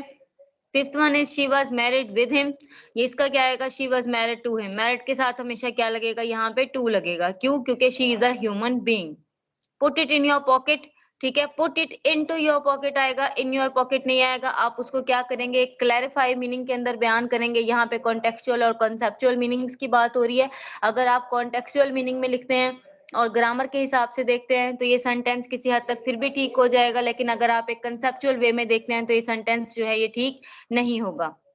अब यहाँ पे हम सेवंथ वाला जो है इसकी बात कर लेते हैं, ही प्लेड कार्ड्स, ठीक है, ही प्लेज द कार्ड्स, क्योंकि जो कार्ड होते हैं उनको प्ले कर रहा है कौन, ह्यूमन बीइंग, ठीक है। ह्यूमन बीइंग प्ले कर रहा है तो हम उसके साथ ईडी नहीं लगा सकते क्योंकि वो पास्ट में आ जाएगा। तो हम क्या करेंगे, ही प्लेज द कार्ड्स लगाएंगे ताकि उसका जो पास्ट है वो भी क्लियर हो जाए और जो कार्ड्स है उसका सेंस भी वाजे हो जाए, ठीक है। अब यहाँ पे आठवां देखते हैं, she loves with her children, she loves her children. यहाँ पे विद लगाने की जरूरत ही नहीं है, because she loves her children that is a pure relationship, और प्योर रिलेशनशिप जो है वो आप कंटेक्चुअल मीनिंग के हवाले से बयान नहीं करेंगे, आप कंसेप्चुअल मीनिंग के हवाले से बयान करेंगे। Let's talk about ninth one, you are like a brother for me, ठीक है। You are like a brother to me, for me बिल्कुल भी नहीं आएगा। आप खुद देख रहे हैं, आपको सेंटेंस राइट करना आते हैं, आपको प्रपोजिशन के यूजेस पढ़ाए जा चुके हैं, प्रपोजिशन के कंजंक्शनल एंड प्रपोजिशन के जो सिंपल यूजेस हैं आपको वो भी पढ़ाए जा चुके हैं। तो इससे आपको पता चलेगा दैट यहाँ पे क्या आना है जी, she you are like a brother to me. यहाँ पे इसकी जगह पे, फॉर की जगह पे क्या आएगा, टू आएगा। Now let's talk about sentence number 10, look this word in the dictionary, ठीक है। लुकअप, यहाँ पे लुक की जगह लुकअप आएगा। लुकअप जो है वो क्या करेगा, डिक्शनरी के मीनिंग को थोड़ा सा और क्लैरिफाई कर देगा। Lookup this word in the dictionary. अब यहाँ देखते हैं जी 11th one, he passed in the examination. Simply यार इन द एग्जामिनेशन लगाने की आपको बिल्कुल जरूरत नहीं है, तो यहाँ पे आप क्या लगाएंगे, ही पास द एग्जामिनेशन। यहाँ पे आप क्लियर करें कि उसने पास किया है किसको, द एग्जामिनेशन, एग्जामिनेशन को। Now we are talking about sentence number 12, that is he came here on train, ठीक है। अब यहाँ पे ऑन ट्रेन की जगह पे ट्रेन पर आया है, ट्रेन के ऊपर आया है, ठीक है, उसकी जगह पे हम लगाएंगे ही केम हियर बाय ट्रेन, वो ट्रेन के जरिए यहाँ पे आया है, ठीक है। ट्रेन एक बेजान चीज है, अगर आप वहां पे उसकी बात कर रहे हो और बिल्कुल एक सेंस के हवाले से बात कर रहे हो, आप अगर सेंस के हवाले से बात कर रहे हो तो वहां पे क्या लगाओगे, आप बाय लगाओगे, ठीक है। I am thankful of you की जगह बिल्कुल गलत है, ये I am thankful to you आएगा। ये तो आप फिक्रा बोलते भी रहते हैं और आपको इसकी समझ भी मौजूद है। अब यहाँ पे 14 की बात करते हैं, what is the time in your watch, ठीक है। इनकी जगह पे क्या आएगा, what is the time by your watch, क्योंकि आप एक बेजान चीज की बात करें लेकिन आप उसकी अहमियत को अगर वाज़ेह करना चाह रहे हैं तो आप वहां पे क्या लगाएंगे, बाय लगाएंगे, ठीक है। अब यहाँ पे देखें 15वां जो है, that is we reached at the railway station, we reach the railway station. अगर आप एट लगा देंगे तो वो इनफॉर्मल वे में हो जाएगा, और we reach the railway station that is a formal way, तो हम फॉर्मल वे को ज्यादा कंसीडर करते हैं। उसके बाद देखें हम 16th जो है वो पढ़ा रहे हैं, he was pleased on us, he was pleased with us, on us हमारे ऊपर प्लीज नहीं है, विद अस हमसे है, ठीक है, वो हमसे प्लीज्ड है। और ये मैं आप लोगों को इसकी सेंटेंस की ट्रांसलेशन करके दिखा रही हूँ, ये मैं ट्रांसलेशन मेथड यूज नहीं करी, इसमें आपने कंफ्यूज नहीं होना। 17th वन देखें, आई शैल से दिस एट हिज फैक्ट, ठीक है, आई शैल से टू हिज फेस। अब आपको क्लियरली उसके फेस पे बात करने की जरूरत है, यहाँ पे फैक्ट पे बात करने की जरूरत नहीं है, ठीक है। Just a second.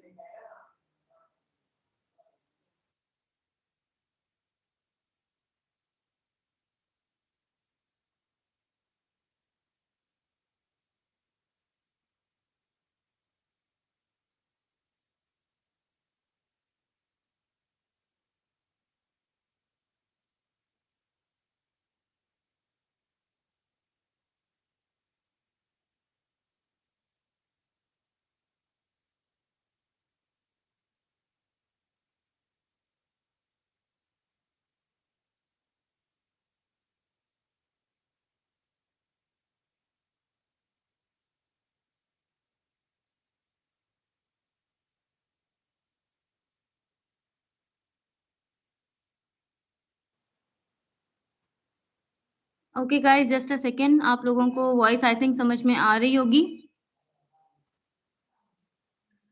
अब यहाँ पे देखें 16th वाले की बात करी थी मैं, he was pleased on us, ठीक है, यहाँ पे प्लीज्ड ऑन अस आया हुआ था और यहाँ पे हमने क्या लगाना है, he was pleased with us, ठीक है, वो हमसे प्लीज था। अब यहाँ पे 17 देखें, आई शैल से दिस एट हिज फैक्ट। अब यहाँ पे फैक्ट की अगर बात की जाए तो फैक्ट की बात करने की हमें जरूरत नहीं है, हम फेस टू फेस ये बात कर सकते हैं। तो यहाँ पे हम क्या लगाएंगे, आई शैल से टू हिज फेस। अब 18th जो है, that is send this later on his address, ठीक है, तो ऑन की जगह पे हम क्या लगाएंगे, send this letter to his address. To क्यों लगाएंगे हम लोग, क्योंकि ऑन जो है वो यहाँ पे डायरेक्ट एड्रेस जो है उसको रिलेट नहीं करवा रहा, और हमने डायरेक्ट किसको रिलेट करवाना है, एड्रेस को रिलेट करवाना है। अब हम 19 देखते हैं, the teacher beat me by a stick, ठीक है, the teacher beat me with a stick, because teacher जो है इज अ ह्यूमन बीइंग और वो बीट कर रही है विद अ स्टिक, ठीक है, विद जो है यहाँ पे स्टिक को क्या कर रहा है जी, हाईलाइट कर रहा है। अब हम 20वां देखते हैं कि we shall reach there on 3 PM, ठीक है, we shall reach there at 3 PM आएगा, ये बात आप याद रखिएगा। ऑन में और एट में काफी ज्यादा मसला हो जाता है। ऑन और एट का मैं आपको एक चार्ट भी सेंड कर चुकी हूँ, उसके यूजेस का चार्ट भी बता चुकी हूँ कि वो कहाँ कहाँ पे यूज होते हैं, ठीक है। अब यहाँ पे अगला है जो divide these oranges among 2 boys, ठीक है, divide these oranges between 2 boys आएगा। हम बिटवीन जो है वो ह्यूमन बीइंग के लिए लगाते हैं, अमंग जो है वो हम थिंग्स के लिए लगाते हैं, ठीक है। 22 जो है, that is we differ from you in this matter, we differ with you in this matter. यहाँ पे फ्रॉम की जगह क्या आएगा, विद आएगा। सिंपल सेंटेंस है, एलैबोरेट करते हैं अगर, तो यहाँ पे फ्रॉम की जगह पे क्या आ जाएगा जी, विद आ जाएगा। I shall accompany with you, ठीक है, आई शेल अकम्पनी यू, तो यहाँ पे विद लगाने की जरूरत नहीं है, that is an extra word, an extra word is also omitted, ठीक है। 24th की बात करें, he is ill from fever, ठीक है, अभी अक्सर आया है, अक्सर ये सेंटेंस आता है he is ill from fever, लेकिन यहाँ पे जो है he is ill with fever आएगा, क्योंकि फीवर जो है that is related to with, और जो इल है वो विद को काफी ज्यादा रिलेट करता है। 25th one is it is time to rest, it is time for rest, not to rest, it's also for rest, because यहाँ पे टू जो है दैट इज इनफॉर्मल एंड जो फॉर है दैट इज फॉर्मल, तो हम फॉर्मल को बहुत ज्यादा क्या करते हैं, प्रेफर करते हैं। अब हम लोग बात कर लेते हैं जी common errors in the use of conjunctions, ठीक है, ये हमारा लास्ट है और इसके बाद हम इसके एमसीक्यूज करेंगे। कॉमन एरर्स जो हैं यूज ऑफ कंजंक्शन में, सबसे पहले तो आप लोगों को पता है कि कंजंक्शन जो है वो कौन से होते हैं, ठीक है, कंजंक्शन की कितनी टाइप्स होती हैं। ऑल्दो यहाँ पे he is poor, although he is poor but he is honest, तो यहाँ पे क्या करेंगे, ऑल्दो ही इज पुअर, ठीक है, yet he is honest, but की जगह पे क्या आएगा, येट ही इज ऑनेस्ट, उसकी ऑनेस्टी को क्या कर रहा है और ज्यादा येट जो है वो क्लैरिफाई कर रहा है। Second one is walk carefully लेस्ट you should not fall down, ठीक है, तो यहाँ पे हम क्या करेंगे, walk carefully लेस्ट you should fall down, यहाँ पे नॉट लगाने की जरूरत ही नहीं है। मैंने आपको पहले ऊपर जो सेंटेंसेस पढ़ाए थे ना कॉमन एरर्स वाले, उसमें मैंने बताया था कि जब हम लोग टैग क्वेश्चन यूज करते हैं, तो टैग क्वेश्चन में अगर कोई फर्स्ट क्वेश्चन हो जिसमें हम लोग पॉजिटिव सेंस यूज कर रहे हो, तो सेकंड जो क्वेश्चन होता है उसमें हमें जरूरी नहीं है कि हम अगर नेगेटिव सेंस यूज कर रहे हैं तो उसमें नॉट भी लगाएंगे। अगर आप first one is negative sense use कर रहे हो तो आप उसमें नॉट नहीं लगाओगे, पॉजिटिव सेंस यूज कर रहे हो तो आप उसमें यस नहीं लगाओगे, ठीक है, आप उन चीजों को रिपीट नहीं करोगे बार बार। No sooner he reached home, ठीक है, when the clock struck 9, no sooner did he reach home then the clock struck 9, यहाँ पे नो सोनर, ठीक है, नो सोनर के साथ क्या लगता है, हमेशा देन लगता है, ठीक है, यहाँ पे कोरिलेटिव मैंने बताया था, अगर नाइदर हो तो उसके साथ नॉर लगता है, आइदर हो तो उसके साथ और लगता है, इसी तरीके से नो सोनर जो है उसके साथ क्या लगता है, देन लगता है, ठीक है। अब यहाँ पे neither Hamid nor Rashid have come yet, neither Hamid nor Rashid has come yet, because यहाँ पे क्या होगा जी, नाइदर और नॉर जो है वो एक दूसरे को क्या करें, आपस में जोड़ रहे हैं, तो यहाँ पे हम लोग क्या यूज करेंगे, not have but has. Fifth one is both he and I has refused to go, ठीक है, both he and I have refused to go, क्योंकि यहाँ पे बोथ यूज हो रहा है और साथ में आई यूज हो रहा है। अब यहाँ पे अगर बोथ ना यूज होता तो हम लोग हैज लगा सकते थे, यहाँ पे बोथ यूज हो गया और वो आई को अलहदा कर रहा है उससे, तो यहाँ पे क्या होगा जी, ये हम लोग इसके साथ हैव लगाएंगे, बिकॉज बोथ ही एंड आई उन दोनों को रिलेट करवा रहा है वो, ठीक है। अब है either you or your friend have stolen my pen, ठीक है, either you or your friend has stolen my pen. अब आप याद रखें मेरी बात, दोबारा से मैं रिपीट कर देती हूँ, ठीक है, नाइदर और नॉर के साथ क्या लगेगा, हैज लगेगा, बोथ और आई के साथ क्या लगेगा, हैव लगेगा, आइदर और के साथ क्या लगेगा, हैज लगेगा, ठीक है। I cannot say if you will come or not. I cannot say whether you will come or not. यहाँ पे if जो है informal conversation में use हो रहा है और whether जो है वो formal conversation में use हो रहा है। अब यहाँ पे 8वां देखें, I read such books which are interesting. I read such books as are interesting. which की जगह पे as आएगा क्योंकि यहाँ हम कंजंक्शन की बात कर रहे हैं और जो which है वो कंजंक्शन को रिलेट नहीं करवा रहा इस सेंटेंस के अंदर। Not only he wrote a letter but he went there. लेकिन यहाँ पे आप ये बात याद रखें, not only के साथ हमेशा but also लगता है, तो यहाँ पे क्या आएगा, not only did he write a letter but also he went there। ठीक है। अब उसके बाद 10th वन जो है that is I had scarcely gone out then it began to rain. I had scarcely gone out when it began to rain. scarcely के साथ क्या आता है, अक्सर when यूज होता है। Because he is generous therefore everybody loves him. तो यहाँ क्या आएगा, because he is generous everybody loves him, therefore लगाने की हमें जरूरत नहीं है क्योंकि हम यहाँ पे एक कॉमा लगा चुके हैं। अब यहाँ देखें, hardly we had reached home then it began to rain. hardly we had reached home when it began to rain. scarcely के साथ भी क्या आएगा, when आएगा, और hardly के साथ भी क्या आएगा, when आएगा। Now come to 13th point, that is kindly excuse me. Kindly excuse me coming late. Kindly excuse my coming late. क्या kindly excuse के excuse करें आप my, मेरा coming late के मैं लेट आया हूँ। ठीक है। अब उसके बाद अगला है जी, supposing if you fail what will you do? Supposing you fail what will you do? तो यहाँ पे if लगाने की आपको जरूरत नहीं, बिकॉज आप पहले ही suppose लगा चुके हो। suppose लगा चुके हो तो आपको if लगाने की जरूरत नहीं है। scarcely I left home it began to rain. ज़ाहिर है scarcely आ गया तो यहाँ पे when भी आएगा। scarcely I had left home when it began to rain। ठीक है। 16th one, he cried as if he was mad. He cried as if he were mad. यहाँ पे क्या आएगा, अगर आप यहाँ पे if लगा रहे हो तो आगे जाके क्या होगा, क्लॉज कंडीशन चेंज हो जाएगी। आप लोगों को मैं कंडीशनल सेंटेंसेस ऑलरेडी पढ़ा चुकी हूँ, ये फर्स्ट कंडीशन से रिलेटेड है, तो यहाँ पे क्या आएगा जी, वर यूज होगा। You must either go or I, तो यहाँ पे सिंपली आप इसको चेंज करोगे either you or I must go। इसको बिल्कुल जिसे कहते हैं ना रीअरेंज करोगे आप सेंटेंस को। अब उसके बाद 18वां है that is as he is fat so he runs slowly. as he is fat he runs slowly, so लगाने की आपको जरूरत नहीं है। उसके बाद है जी until he does try he must be punished. he must be punished until he tries, तो यहाँ पे does लगाने की आपको जरूरत नहीं है और सेंटेंस को आपको रीअरेंज करना पड़ेगा। I am fond of all games as for an example hockey.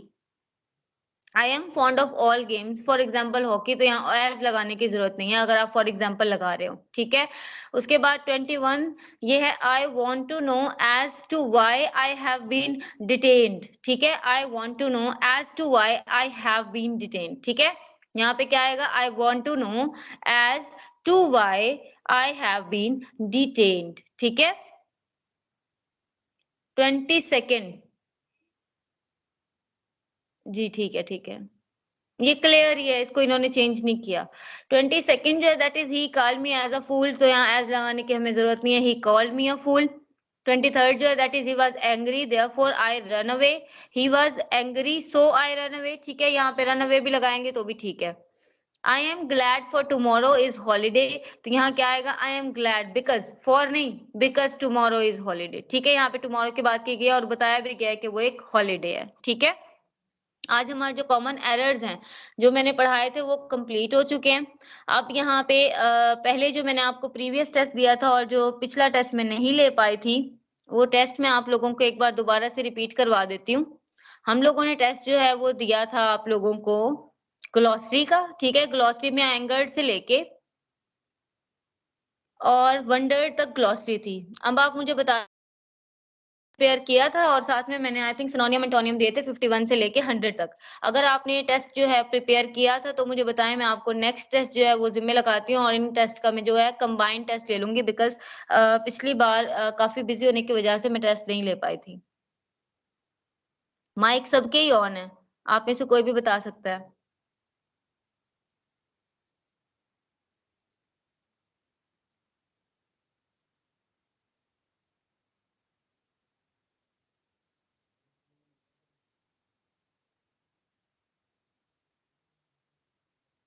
Ji Bareera Irshad Alvi, if you are listening me then tell me।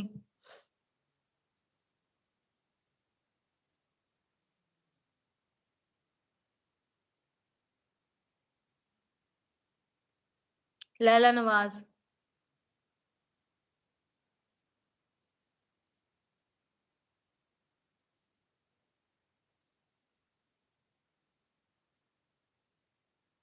Saima Iqbal, जी मैम, आप आज का भी बता रहे हैं तो कल कंबाइन ले लीजिएगा। Thank you. कोई और बताना चाहता है? हो सकता है आप लोगों को ज्यादा लगे, फिर आप टेस्ट ही नहीं देते हो।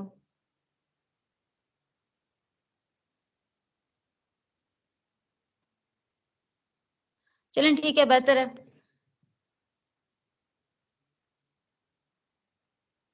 आप लोगों का जो टेस्ट होगा कल का, वो मैं आप लोगों को बता रही हूँ, ये सबके लिए है, ठीक है, क्योंकि हमारा सिलेबस कवर हो चुका है। लास्ट के जो हमारे 2 लेक्चर्स हैं वो होगा ग्रैंड टेस्ट, उसमें उस ग्रैंड टेस्ट के अंदर जितना भी आप लोगों ने जो जो कुछ पढ़ा है, लाइक अगर मैं शुरू से बताऊं तो मैंने पार्ट्स ऑफ स्पीच पढ़ाए, उसके बाद फ्रेजेस पढ़ाई, क्लॉजेस पढ़ाई, उसके साथ मैंने सेंटेंसेस कंप्लीट करवाए, फिर हमने टेंसेस पढ़े एक एक करके। आफ्टर दैट हम लोगों ने एक्टिव एंड पैसिव वॉइस पढ़े, उसके बाद नरेशन पढ़ी, देन यूजेस ऑफ प्रेपोजिशन पढ़ा, और उसके बाद हम लोगों ने कॉमन एरर्स की बात की काफी ज्यादा, ठीक है।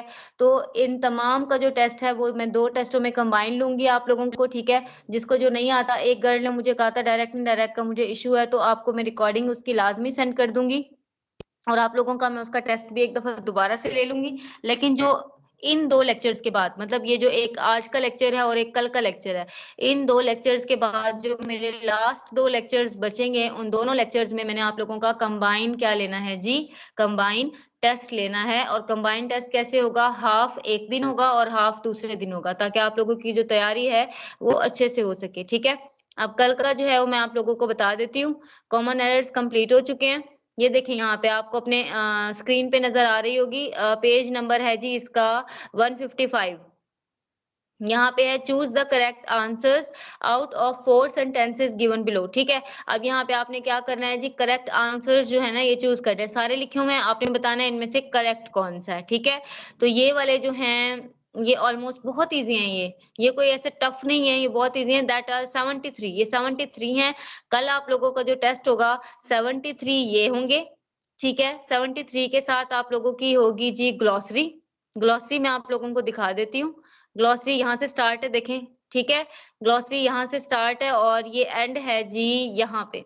ये पिछला टेस्ट है और ये इतना ज्यादा करने की भी मतलब कोई जरूरत नहीं है, रिवाइज ही करना होता है जस्ट, ठीक है। और इसके साथ में जो पीडीएफ स्कैनर है उसके जरिए मैं आपको दिखा देती हूँ। फिर भी वैसे टेस्ट आपको बताना पड़ता ही है बार बार, लेकिन मैं एक दफा दोबारा से बता रही हूँ कि जो हम लोगों ने ये किए थे ये आप लोगों ने करने हैं जी 51 से लेके, ये देखिए यहाँ पे है 51 डेप्लीट, ठीक है, कम होना, खर्च होना। तो यहाँ से लेके आपने ये 100 तक ही करने हैं। ये मैं आपको ज्यादा नहीं दे रही क्योंकि जो नेक्स्ट मेरे 2 लेक्चर्स बचेंगे उसमें मैं आपको इसका जो टेस्ट है वो ज्यादा करके और इन्हें कंप्लीट करवा दूंगी इंशाल्लाह ताला, ठीक है। तो आप लोगों का जो कल का टेस्ट है एक बार दोबारा से रिपीट कर देती हूँ मैं। आप लोगों के सिनोनियम एंटोनियम होंगे 51 से लेके 100 तक, और उसके बाद आप लोगों का जो वो कारवान वाला है वो टेस्ट होगा ग्लॉसरी का, और ग्लॉसरी के साथ ही टेस्ट होगा जी आपका, जी ये ओपन है। ग्लॉसरी के साथ ही टेस्ट होगा आप लोगों का किस चीज का जी, जो मैंने ये करेक्ट यूजेस पढ़ाए हैं वो पूरे के पूरे 73, बिकॉज वो बहुत ज्यादा इजी है। उसमें आपने सिर्फ क्या करना है, सेंटेंस गेस करना है और आपने उससे ज्यादा कुछ नहीं करना, ठीक है। इसके अलावा आप लोगों के पास है 8 मिनट। अगर आप 8 मिनट के अंदर कुछ भी पूछना चाहते हैं रिलेटेड टू प्रीवियस लेक्चर्स या फिर कुछ और, ये मैं सबसे कह रही हूँ, तो you are free to ask, आप लोग पूछ सकते हैं। अगर आपको स्टडी में या किसी भी किस्म की कोई कंफ्यूजन हो तो भी आप लोग पूछ सकते हैं, ठीक है। उसके बाद इंशाल्लाह ताला मैं एसएससी इंग्लिश का start करवाऊंगी।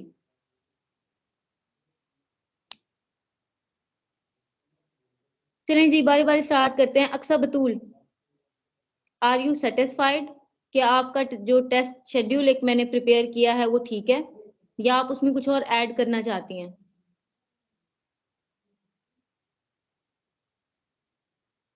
Aqsa Batool, I am waiting.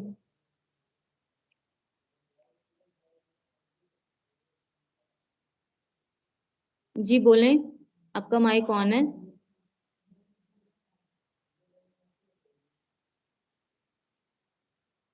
क्या किसी और को इनकी वॉइस आ रही है? मुझे तो नहीं आ रही।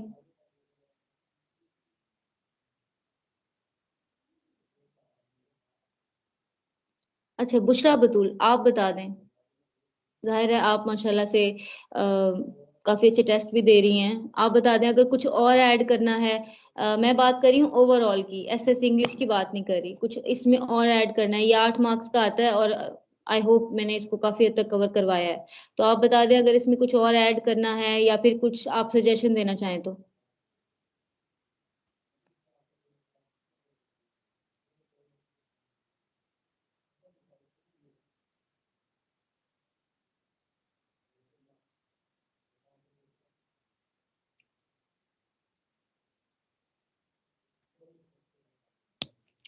एलिज़ाबेथ मुश्ताक, आपके भी टेस्ट होते हैं?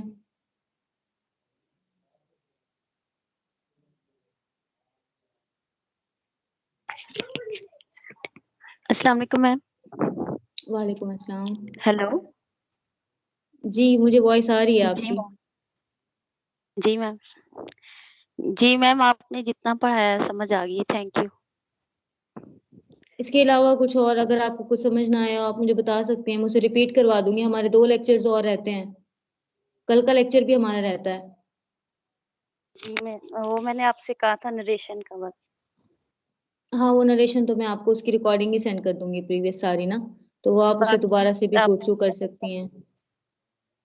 जी थैंक यू सो मच, आपने बहुत अच्छे से समझाया सर। हाँ, इट्स ओके, थैंक यू यार।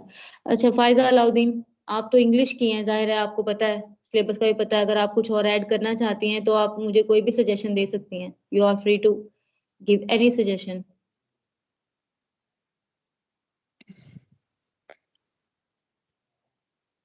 मैम जो आपने स्केड्यूल बनाया है वो ठीक है? हाँ चलें हेलो। ठीक है, okay, thank you so much. जी जी मुझे समझ आ गया। अब ये फायजा असगर कौन है as a guest? Faiza Asghar, mic on करें।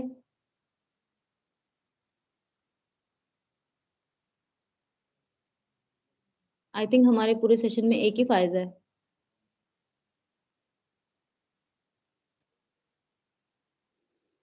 चलें खैर,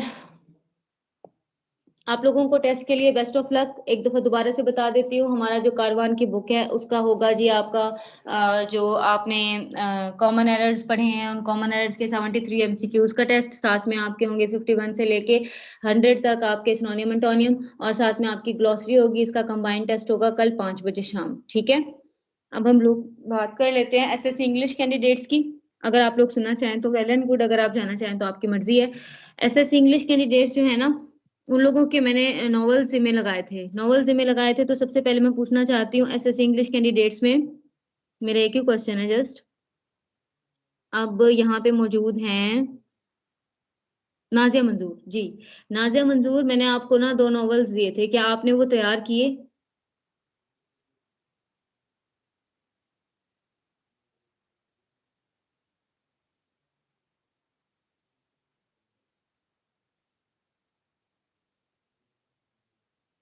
नाजिया मंजूर,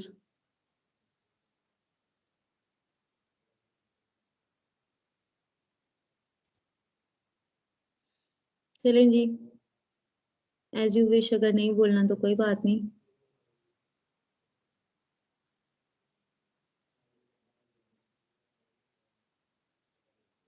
जी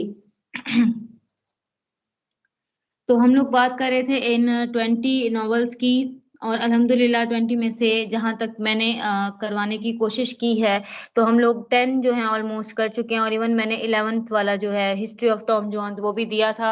अब अगर किसी ने जिम्मेदारी से उसको रीड आउट किया है तो इंशाल्लाह ताला वो उसको नहीं भूलेगा, ठीक है। उसके बाद वाले जो हैं आपको मेथड पता है, आप लोगों को पढ़ाए जा सकते हैं, क्योंकि हमारे पास टाइम शॉर्ट है, इसीलिए मैं चाह रही थी कि कुछ ड्रामाज भी हमारे हो जाएं। तो आज जो हमारा एक टॉपिक होगा जो मैंने आप लोगों को करवाना है वो मोस्ट इंपॉर्टेंट ड्रामा से रिलेटेड। यहाँ पे आप देखें ड्रामास की जो मैंने लिस्ट अभी अधूरी बनाई हुई है, उसके अंदर फर्स्ट वन इज हैमलेट। आप लोग जानते हैं कि हैमलेट बाय शेक्सपियर जो है that is one of the most important drama in the history of English literature, ठीक है। तो ये ऑलमोस्ट हुआ है। अगर एसएससी इंग्लिश कैंडिडेट्स में से ये ड्रामा किसी ने नहीं पढ़ा हुआ तो मुझे अभी माइक ऑन करके बता सकते हैं, ठीक है। क्योंकि आज जो हम लोगों ने ड्रामा करना है that is long day's journey into night by Eugene O'Neill, ठीक है।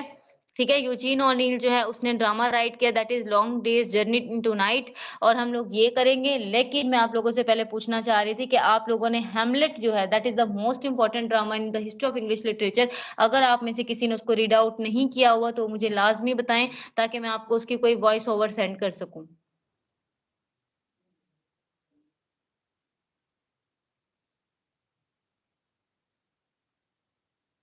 ओके देन आई थिंक आप लोगों ने इसको किया हुआ है रीड आउट, और बहुत ज्यादा अच्छी बात है अगर आप लोगों ने कर रखी हो। अच्छा, अगर मैं यूजीन ओनील की बात करूं तो यहाँ पे जो यूजीन ओनील है उन्होंने एक और ड्रामा भी लिखा है, that is morning becomes Electra. ठीक है, अब अगर हम लोग इसकी बात करते हैं ना तो ये सबसे ज्यादा रिलेट करवाता है इडिपस और इलेक्ट्रा कॉम्प्लेक्स को। ठीक है, इडिपस कॉम्प्लेक्स के बारे में आप लोग अच्छे से जानते होंगे कि एक ऐसा कॉम्प्लेक्स जिसमें हम अपने अपोजिट जो जेंडर होता है उसकी तरफ अट्रैक्ट होते हैं, और फिजिकलिटी वाला अट्रैक्ट होते हैं हम, नॉट स्पिरिचुअल और not any other emotional side. ठीक है, तो यहाँ पे फिजिकलिटी जो है वो इस कदर ज्यादा है इसके ड्रामाज के अंदर। यूजीन ओनील की मैं बात कर रही हूँ, तो इसके ड्रामाज के अंदर फिजिकलिटी का एलिमेंट इतना ज्यादा है कि कभी कभी तो एक रीड करने वाला भी बहुत ज्यादा हैरान हो जाता है कि what is going on in the dramas. ठीक है, तो यहाँ पे हम लोग बात कर रहे हैं जी किसकी, हम बात कर रहे हैं long day's journey into night की। ठीक है, long day's journey into night, ये यूजीन ओनील का एक ड्रामा है। यूजीन ओनील जो है वो एक अमेरिकन राइटर है।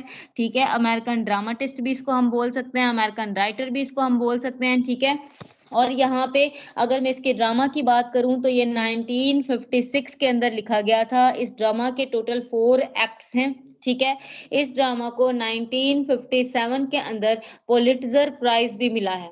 ठीक है, यूजीन ओनील को इस ड्रामा की वजह से पुलिट्जर प्राइज भी मिला है।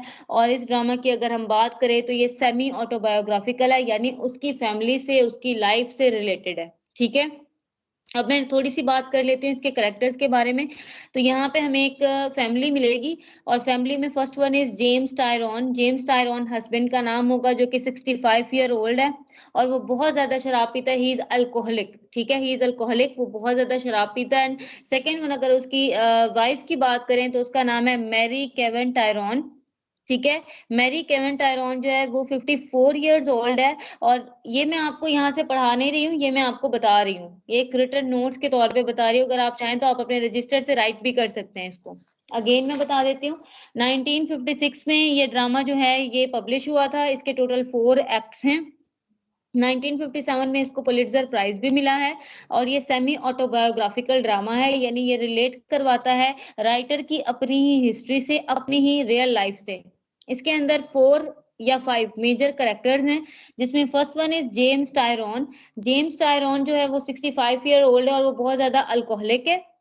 उसके बाद बात करते हैं मैरी केवन टायरॉन की, जो कि 54 ईयर्स ओल्ड है, और वो क्या करती है जी, ये जो मॉर्फिन होती है ना, मॉर्फिन एडिक्ट है वो 20 ईयर्स से, मतलब 20 साल से वो क्या यूज कर रही है, मॉर्फाइन यूज कर रही है। ठीक है, अब यहाँ पे इनके बेटे की बात करते हैं। इनके 2 बेटे भी हैं। जेम्स टायरॉन हस्बैंड है, मैरी केवन टायरॉन जो है वो क्या वाइफ है, और उसका फर्स्ट वन जो बेटा है that is Jamie. Jamie 33 years old है, वो भी अल्कोहलिक है। And second thing is that वो वुमनाइजर है, मतलब उसको प्रोस्टिट्यूट्स, विमेन्स, इन सब में इंटरेस्ट है। ठीक है, और इसके बाद अगर हम एक और पर्सन की बात करें that is Edmund. Edmund 23 years old है। ठीक है, और वो कहता है कि मैं एक वुड बी राइटर बनूंगा, पोइट बनूंगा, एक बहुत अच्छा। ठीक है, लेकिन बदकिस्मती से उसको क्या है जी, ट्यूबरक्लोसिस, टीबी की बीमारी है। और इनकी मेड है, मेड का नाम है कैथलीन, और कैथलीन एक हायर्ड गर्ल है, और उसका वहां पे इतना ज्यादा रोल नहीं दिखाया गया। अब इस पूरे ड्रामे के अगर एक सीन की बात कर ली जाए तो मैं आपको बताना चाहती हूँ, ये एक सिंगल डे में ड्रामा लिखा गया। मतलब ये ड्रामा शुरू होता है एक दिन अगस्त 1912 से स्टार्ट होता है 8:30 पे। सुबह 8:30 पे ये स्टार्ट होता है, और 12 बजे रात के ये ड्रामा खत्म हो जाता है। मतलब ये एक सिंगल से रिलेटेड है, और इनका एक घर है, उस घर का नाम जो है वो आप लिख लें, उसका नाम है सी साइड। ठीक है, यहाँ पे sea side Connecticut home of the Tyrones Monte Cristo cottage. ये पूरा का पूरा नाम आपको लिखना ही पड़ेगा अपने पेपर्स के अंदर, अगर कभी आ जाए या कोई एमसीक्यूज आ जाए तो इसका नाम क्या है जी, सी साइड कॉन्टिकट होम। ठीक है, Connecticut home of the Tyrones Monte Cristo cottage, CONNECTICUT, Connecticut, home of the Tyrone, TYRONE, Tyrons, MONTE, Mont, CRISTO, Cristo, Cottage, COTTAGE, Cottage। अभी जो ड्रामा है 4x में ये रिलेट करवाता है, ठीक है, 4x में रिलेट करवाता है। इसकी समरी की तरफ अभी मैं आती हूँ, अभी मैं थोड़ा सा इस ड्रामा के बारे में बात कर रही हूँ ना, समरी की तरफ हम आते हैं। अभी एक्ट 1 जो है वो रूम ऑफ टायरॉन से स्टार्ट होता है, मतलब वो अपने समर हाउस में जहां पर आए हुए हैं। तो अगस्त का महीना है, मॉर्निंग है, 8:30 हो रहे हैं। ये एक्ट 1 से स्टार्ट होता है। उनकी सारी डेली सरगर्मियां बताई गई हैं, मैरी के बारे में, जेम्स के बारे में, जेमी के बारे में, एडमंड के बारे में काफी कुछ बताया गया है, ठीक है, वो आपको समरी में पता चल जाएगा। फिर उसके बाद एक्ट 2 इनका आता है। एक्ट 2 होता है जी बिफोर लंच, कुछ हिस्सा उसका लंच से पहले है। और उसके बाद 1:15 पे इनका आफ्टर लंच जो है एक और सेकेंड राउंड स्टार्ट होता है। एक्ट 3 की अगर बात करें, एक्ट 3 6:30 पे इवनिंग में, 6:30 पे इवनिंग में स्टार्ट होता है। और उसमें दिखाया गया है मैरी के बारे में और कैसे मैरी की पास्ट लाइफ जो है वो उसको हॉन्ट करती है, उससे रिलेटेड, ये आपको समझने में पता चलेगा।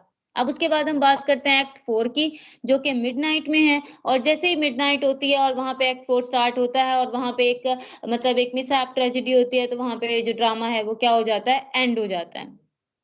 इस ड्रामा के अगर हम थीम्स की बात कर लें तो यहाँ देखें, इस ड्रामा के अंदर हमें आइसोलेटेड पीपल मिलेंगे, ऐसे लोग जो एक दूसरे के साथ रहते हुए भी एक दूसरे से काफी कोसों दूर हैं, एक दूसरे की पसंद नापसंद, लाइक्स डिसलाइक्स उनको नहीं जानना चाहते, अकेले रहना चाहते हैं आइसोलेशन के अंदर।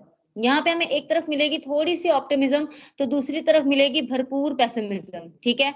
ऑप्टिमिज्म होते हैं एक ऐसे पॉजिटिव ख्यालात जो इंसान के जो जहन है उसको चेंज करने की सलाहियत रखते हैं। और अगर हम पेसिमिज्म की बात करें तो यहाँ पे पेसिमिज्म है इंसान को मायूसी की तरफ धकेलने वाली, जब वो मुकम्मल तौर पे मायूस हो जाता है, उसके पास करने के लिए कुछ, वो मुकम्मल तौर पे पेसिमिस्टिक हो जाता है। और यही सब कुछ इनके करेक्टर्स के अंदर है, और जो करेक्टर्स हैं वो काफी हद तक क्या हो चुके हैं, मायूस हो चुके हैं।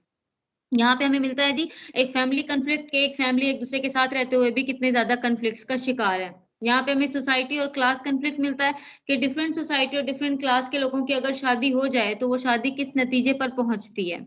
यहाँ पे हमें रिलीजियस कन्फ्लिक्ट बहुत ज्यादा मिलता है कि लोग शराब पी रहे हैं, लोग अफ्यूम पी रहे हैं, ठीक है, और इसके अलावा लोग मुख्तलिफ किस्म की वुमेनाइजर एक्टिविटीज के अंदर मौजूद हैं, लेकिन वो रिलीजन जो है उसको क्या करें, साइड ऑफ करें। रिलीजन का एक जो कंसेप्ट होता है जो इंसान को बुराई से रोकता है, बेहयाई से रोकता है, वो सारा का सारा कंसेप्ट यहाँ पे क्या हुआ है, खत्म हुआ है। यहाँ पे हमें मिलता है पास्ट मेमोरीज। तो वहां पे क्या सीन है जी, ये पास्ट जो है उससे क्या होते हैं जी, ये पास्ट के अंदर अपने आप को सुकूनदा महसूस करते हैं, पास्ट में रिफ्यूज लेते हैं, ठीक है, और जो मतलब अपना एक जो एक प्रेजेंट का बर्डन है वो हटाने के लिए पास्ट की तरफ स्केप करने की कोशिश करते हैं। सेकेंड थिंग इज यहाँ पे ड्रग और अल्कोहल बहुत ज्यादा दिखाई गई है कि कितना लोग ड्रग्स जो है उसको यूज करते हैं और अल्कोहल को यूज करते हैं ताकि वो अपने प्रेजेंट को भुला के किस में रह सके, पास्ट में रह सके। यहाँ पे सफरिंग्स दिखाई गई है कि कैसे एक पर्सन जो है वो सफर करता है और दूसरा पर्सन जो है वो उसकी वजह से सफर करता है। यहाँ पे गिल्ट और ब्लेम दिखाया गया है कि कैसे एक पर्सन दूसरे पे एक दूसरे पे ब्लेम लगाते हैं और कैसे उनको कुछ ना कुछ गिल्ट होते हैं जो उन्होंने किया हुआ है। यहाँ पे स्प्लिट पर्सनालिटीज दिखाई गई हैं। स्प्लिट पर्सनालिटीज तब आती हैं जब आप इडिपस और इलेक्ट्रा कॉम्प्लेक्स का शिकार होते हैं, ठीक है। इडिपस कॉम्प्लेक्स में एक जो फॉर एग्जांपल अगर मैं एग्जांपल दे लूं तो जो वाइफ है वो अट्रैक्ट होती है टुवर्ड हर सन, ठीक है, मदर अट्रैक्ट्स टुवर्ड हर सन। और यहाँ पे अगर मैं इलेक्ट्रा कॉम्प्लेक्स की बात कर लूं तो daughter attracts toward her father, ठीक है। और वो अट्रैक्शन जो होती है that is not a emotional and मतलब अगर मैं स्पिरिचुअल साइड अट्रैक्शन की बात करूं तो वो नहीं होती, ये टोटली जी बोलें, किसकी वॉइस आ रही है?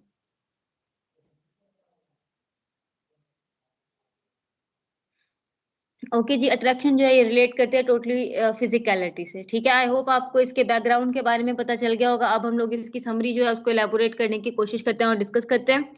The entire play takes place in the family room of Tyrone summer house, ठीक है। उसके समर हाउस का मैं आपको कंप्लीट नेम बता चुकी हूँ। द ईयर जो है वो 1912 है। टाइम जो है अगस्त की मॉर्निंग का। और जो मैरी और जेम्स हैं वो ब्रेकफास्ट के बाद अपने घर में दाखिल होते हैं। We soon learn that Mary जो है recently return from a treatment at sanatorium. Sanatorium एक ऐसी जगह है जहाँ पे ट्रीटमेंट के लिए किसको भेजा जाता है, मरीजों को भेजा जाता है फॉर हर मॉर्फाइन एडिक्शन। मतलब वो मॉर्फाइन इतना ज्यादा खा चुकी है कि उसको सेनेटोरियम भेजा गया है ताकि वो क्या हो सके, सूद हो सके वहां से और वहां से ठीक होके निकले। इन एक्ट 1 ओपनिंग, एक्ट 1 की ओपनिंग में देखते हैं कि we also learn that Edmund जो है हैड बीन ट्रैवलिंग, उनका जो बेटा है, बेटा जिसकी उम्र 23 साल थी, एडमंड जो है वो ट्रैवल कर रहा था एंड दैट रिसेंटली उसकी जो हेल्थ है वो डिटेरियोरेटिंग हो गई है, मतलब वो बिगड़ना स्टार्ट हो गई है। He is developed a terrible cough, उसको बहुत ज्यादा खांसी है। और जो जेमी और एडमंड है वो एंटर करते हैं घर में, और जो जेम्स एंड टायरॉन है can not seem to resist fighting. अब यहाँ एक बात याद रखिए, टायरॉन है, जेम्स एंड टायरॉन नहीं है। तो जेमी और एडमंड जो है जब वो घर में एंटर करते हैं, तो मैं आपको बता दूं फादर की और बेटे की, जो बड़ा बेटा है, फादर जो है उसका नाम है जेम्स और जो बड़ा बेटा है उसका नाम है जेमी, तो उन दोनों की आपस में बिल्कुल भी नहीं बनती और वो एक दूसरे से हर वक्त फाइट करते रहते हैं। एडमंड जो है वो सी पे ट्रेवल कर रहा होता है काफी ज्यादा, और जब उसको बहुत ज्यादा कफ हो जाती है, बहुत ज्यादा खांसी हो जाती है, तो वो क्या करता है जी, वापस आ जाता है ताकि वो थोड़ा सा रेस्ट कर सके अपने घर में। अब यहाँ पे क्या होता है, बिट ऑफ टीजिंग बिकम बिटर, वो बहुत ज्यादा बिटर आर्ग्यू हो जाती है, बट एडमंड और मैरी जो होते हैं फिर वो आ जाते हैं और उन दोनों को काम डाउन कर देते हैं, मतलब जेम्स को और जेमी को। एडमंड जो है वो ट्राई करता है एक ह्यूमरस स्टोरी सुनाने के बारे में। वन ऑफ द टेंट्स, अपने टेंट्स में जो टेनेंट्स में, मतलब जो जो उसकी हो चुकी है उसके बारे में एक स्टोरी सुनाने की कोशिश करता है, बट टायरॉन जो है डजंट अप्रिशिएट एंड एडमंड जो है वो इंटरप्रेट करता है सारे के सारे इवेंट में। मतलब जो टायरॉन है, जेम्स टायरॉन है, वो क्या करता है जी, उसको इंटरप्रेट करता है कि मुझे तुम्हारी स्टोरी में कोई इंटरेस्ट नहीं है। टायरॉन जो है कॉल्स हिम सोशलिस्ट, उसको सोशलिस्ट और एनार्किस्ट बोलता है, और जो एडमंड है is sick of being criticised, वो बहुत ज्यादा तनकीद का शिकार हो जाता है एंड गोज अपस्टेयर्स, वो ऊपर चला जाता है काफी खांसते हुए। मैरी जो है इस वर्ड, वो बहुत ज्यादा मतलब परेशान है, but refuses to hear talk that Edmund जो है माइट बी ट्रूली सिक। अब उसको ये लग रहा होता है कि मेरा बेटा जो एडमंड है वो काफी हद तक क्या है जी, बीमार है। She goes into the kitchen to supervise the help, मतलब वो कैथलीन को देखने जाती है, उनकी जो मेड होती है, कि वो क्या कर रही है। विद हर गॉन, उनके जाने के बाद जेमी और टायरॉन जो है वो फ्रैंकली एक दूसरे से बात करते हैं एडमंड के बारे में, that he might have consumption, उसको कंजम्पशन हो गई होगी। द टू मैन जो है फाइट करते हैं bitterly, going through a series of argument we will hear many times before the end of the play। उनकी एक ही आर्ग्यूमेंट होती है। जो जेमी होता है वो कहता है आपने मेरी माँ का इलाज ठीक नहीं करवाया जब वो अफ्यून के एडिक्ट हो गई थी तब, और जो जेम्स है वो कहता है मैंने पूरी कोशिश की कि मैं तुम्हारी माँ का इलाज जो है वो क्या करवा सकूं, ठीक करवा सकूं। ठीक है। टायरॉन अक्यूज करता है जेमी को बीइंग विदाउट डायरेक्शन, के वो बहुत बुरा बेटा है। ठीक है, वो उसके जेमी के साथ कभी भी मतलब जेमी जो है उसकी बात पे, अपने फादर की बात पे अमल नहीं की उसने। एंड जेमी जो वो अक्यूज करता है टायरॉन को इस बाई बीइंग मिजरली, कि वो बहुत ज्यादा कंजूस है। अब वो ब्लेम करता है मैरी की मॉर्फिन एडिक्ट का on his father's bargain hunting and consequent जो शॉडी मेडिकल केयर है। मतलब वो कहता है जब मेरी माँ अफ्यूम में लगी थी ना, तभी आप अगर उनका बहुत ज्यादा अच्छी जगह पे इलाज करवा देते तो आज ऐसा ना होता, मेरी माँ जो है वो बिल्कुल ठीक होती। मैरी जो होती है वो रिटर्न करती है, दोनों को शट अप कॉल देती है, वो कहते हैं कि दोनों चुप हो जाएं। वहां पे वो काम के लिए निकल जाते हैं लॉन में। एडमंड जो है वो कम्स डाउन, वो नीचे आता है, वो ट्राई करता है कि वो अपनी माँ मैरी से बात करे। She is concerned about his health, वो उसकी हेल्थ के बारे में कंसर्न होती है, and he is concerned about her, मतलब माँ बेटे के लिए परेशान है और बेटा माँ के लिए परेशान है। यहाँ पे हम लोग क्या देख रहे हैं जी, इडिपस कॉम्प्लेक्स देख रहे हैं at its peak. He tries to talk frankly about the problems with morphine because he feels she should confront her past। वो कहता है कि उन्हें अपने पास जो है ना, उसमें जो कुछ गुजर चुका है उसको क्या करना चाहिए, भूल जाना चाहिए। She seems to prefer to avoid the topic। She complains about Tyrone's miserliness, मतलब वो उसके कंजूस पने की बात करती है अपने हस्बैंड की, and how because of she, क्या हो गया, हाँ जी,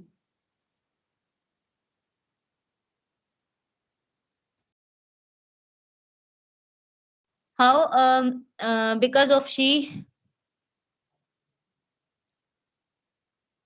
हाँ जी, had never had a real home। मतलब वो बताती है कि कैसे, क्योंकि जो जेम्स टायरॉन है ना वो एक एक्टर है, और वो एक्टर है तो वो जगह जगह पे फिरता था, उसने अपनी फैमिली को कभी भी एक घर नहीं दिया, और अगर वो किसी घर में रहते भी थे ना तो वो एक सेकंड रेटेड होटल्स में हमेशा रहे हैं, ऐसे होटल जहाँ पे रहना हर किसी की शान के खिलाफ होता है। तो वो बताती है कि कैसे उसने सफर किया है इस चीज से कि उसके हस्बैंड ने उसको कभी भी एक होम जो है वो नहीं दिया। अब उसके बाद क्या होता है जी, यहाँ पे उसके बाद यहाँ पे ही गोज आउट, वो चला जाता है फिर उसके बाद अपने लॉन में। To lie in the shade, वो साया में बैठने के लिए, while the other two man जो होते हैं वो काम कर रहे होते हैं और जो मैरी होती है उसे अकेला छोड़ दिया जाता है। अब एक्ट 2 का सीन 1 स्टार्ट हो रहा है जस्ट बिफोर लंच टाइम से पहले एडमंड जो है वो चैट करता है कैथलीन के साथ। कैथलीन उनकी मेड है, द हायर्ड गर्ल। अब जो जेमी है वो आता है और वो क्या करता है जी, ड्रिंक पीना स्टार्ट कर देता है क्योंकि वो भी अल्कोहलिक है, ठीक है।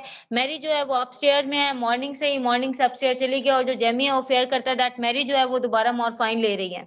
एडमंड जो है वो डिनाई करता है कि मैरी जो है उसने मॉर्फाइन नहीं ली होगी, लेकिन ऐसा नहीं होता, मैरी जो होती है वो मॉर्फाइन ले रही होती है। लेटर टायरॉन यानी जेम्स टायरॉन एंटर करता है और sees soon what has happened, कि क्या हो चुका है। फाइनली इवन एडमंड जो है can no longer deny that Mary जो है वो स्लिप करती है back into the words of drug, मतलब यूज जो है ना उसने ड्रग का क्या किया है जी, दोबारा से स्टार्ट कर दिया है।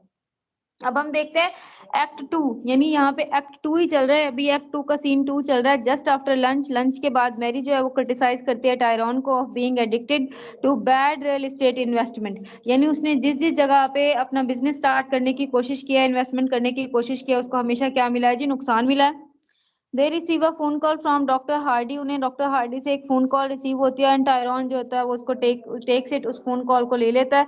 From his manner When he returns, जब वो वापस आता है, we knew that it is not good news. Good news नहीं है, मैरी अपस्टेयर जा चुकी होती है to shoot up again, दोबारा से अपनी ड्रग्स लेने के लिए, एंड जो 3 मैन होते हैं वो फाइट स्टार्ट कर देते हैं। एडमंड जो होता है वो अपस्टेयर जाता है कि वो स्पीक करे किससे, अपनी मदर से। वाइल जब वो चला जाता है, टायरॉन जो होता है वो कंफर्म करता है जेमी से दैट जो एडमंड है उसको क्या है जी, कंजम्पशन है किस चीज की, टीबी की, ट्यूबरक्लोसिस की। अब जो जेमी है वो वरी हो गया है दैट टायरॉन जो होता है वरी होता है दैट टायरॉन वो माइजर है, दैट वो भी है, वो एडमंड को दोबारा से एक चीप किस्म के सेनेटोरियम में भेज देगा और जो जेमी है वो बाहर चला जाता है इस बात को सोचकर कि अब जो एडमंड है उसका भी इलाज ठीक से नहीं होगा और वो भी हमेशा टीबी से लड़ता ही रहेगा। अब जो मैरी है वो वापस आती है और टायरॉन जो होता है वो पेरेंट्स टॉक करते हैं, मतलब मैरी और टायरॉन क्या करते हैं, parents talk. We learn about their past that she had Edmund in the part of the death of an older son, मतलब उसको जो है उसके ओल्डर सन एडमंड से पहले वाले बेटे की जो मौत है उसका बहुत ज्यादा सदमा है।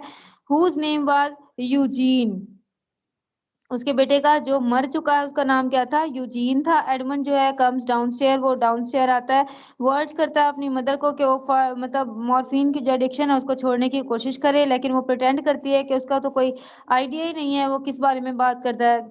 मतलब वो कहती है कि मैंने तो ली ही नहीं है ना मॉर्फिन, मैंने तो छोड़ दी है। एडमंड लीव कर देता है एंड देन टायरॉन जो होता है living Mary alone, first she is relieved and then she is achingly lonely, मतलब जाहिर है यार एक बंदा जब मॉर्फिन लेना स्टार्ट कर देता है ना तो वो बहुत ज्यादा डिप्रेस्ड होना स्टार्ट हो जाता है, उसका डिप्रेशन इस हद तक चला जाता है कि वो कभी भी अगर लोनली रहेगा तो उसके जो ख्यालात है वो उसके ऊपर हावी हो जाएंगे और जो उसका पास्ट है वो उसको हॉन्ट करने की ट्राई स्टार्ट कर देगा, ठीक है। अब एक्ट नंबर 3 जो है ना वो स्टार्ट होता है 6:30 यानी 6:30 पे इवनिंग में at the same day. Mary जो होती है sit in the family room में बैठी होती है, waited on by Kathleen, Kathleen जो होती है उसका वेट कर रही होती है again and again. She treats Kathleen, वो कैथलीन को कहती है कि तुम भी विस्की पी लो, खुद तो बहुत ज्यादा हाईली ड्रग्ड होती है और कैथलीन को भी कहती है कि तुम whisky P low. She must Muses about her youth, ठीक है, उसे भी अपनी यूथ के बारे में बात करना चाहिए and her childhood dreams of being a nun. अब यहाँ पे जो कैथरीन है ना वो बात सॉरी यहाँ पे जो मैरी है ना वो अब बात करिए अपने पास्ट के बारे में। पास्ट में ना वो नन बनना चाहती थी, वो अपनी लाइफ को एज अ नन गुजारना चाहती थी, ठीक है। अब जो मैरी है वो जानती है कि कैसे वो टायरॉन से मिली थी और कैसे उससे मोहब्बत में गिरफ्तार हो गई थी। कैथलीन जो होती है वो ट्राई करती है कि वो फोकस करे but she is not terribly sharp, मतलब जाहिर है उसने भी विस्की पी ली होती है उसके कहने पे और वो भी काफी ज्यादा ड्रंक हो चुके होते हैं and she has become a bit drunk.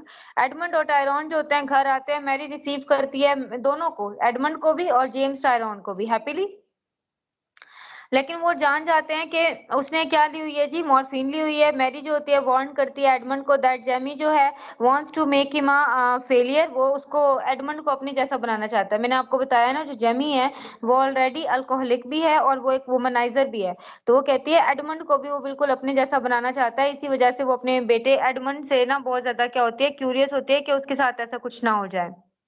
अब यहाँ पे क्या होता है जी, अब पता चल जाता है कि वो अल्कोहल का शिकार है, अल्कोहलिज्म की पीक पे पहुंच चुकी है।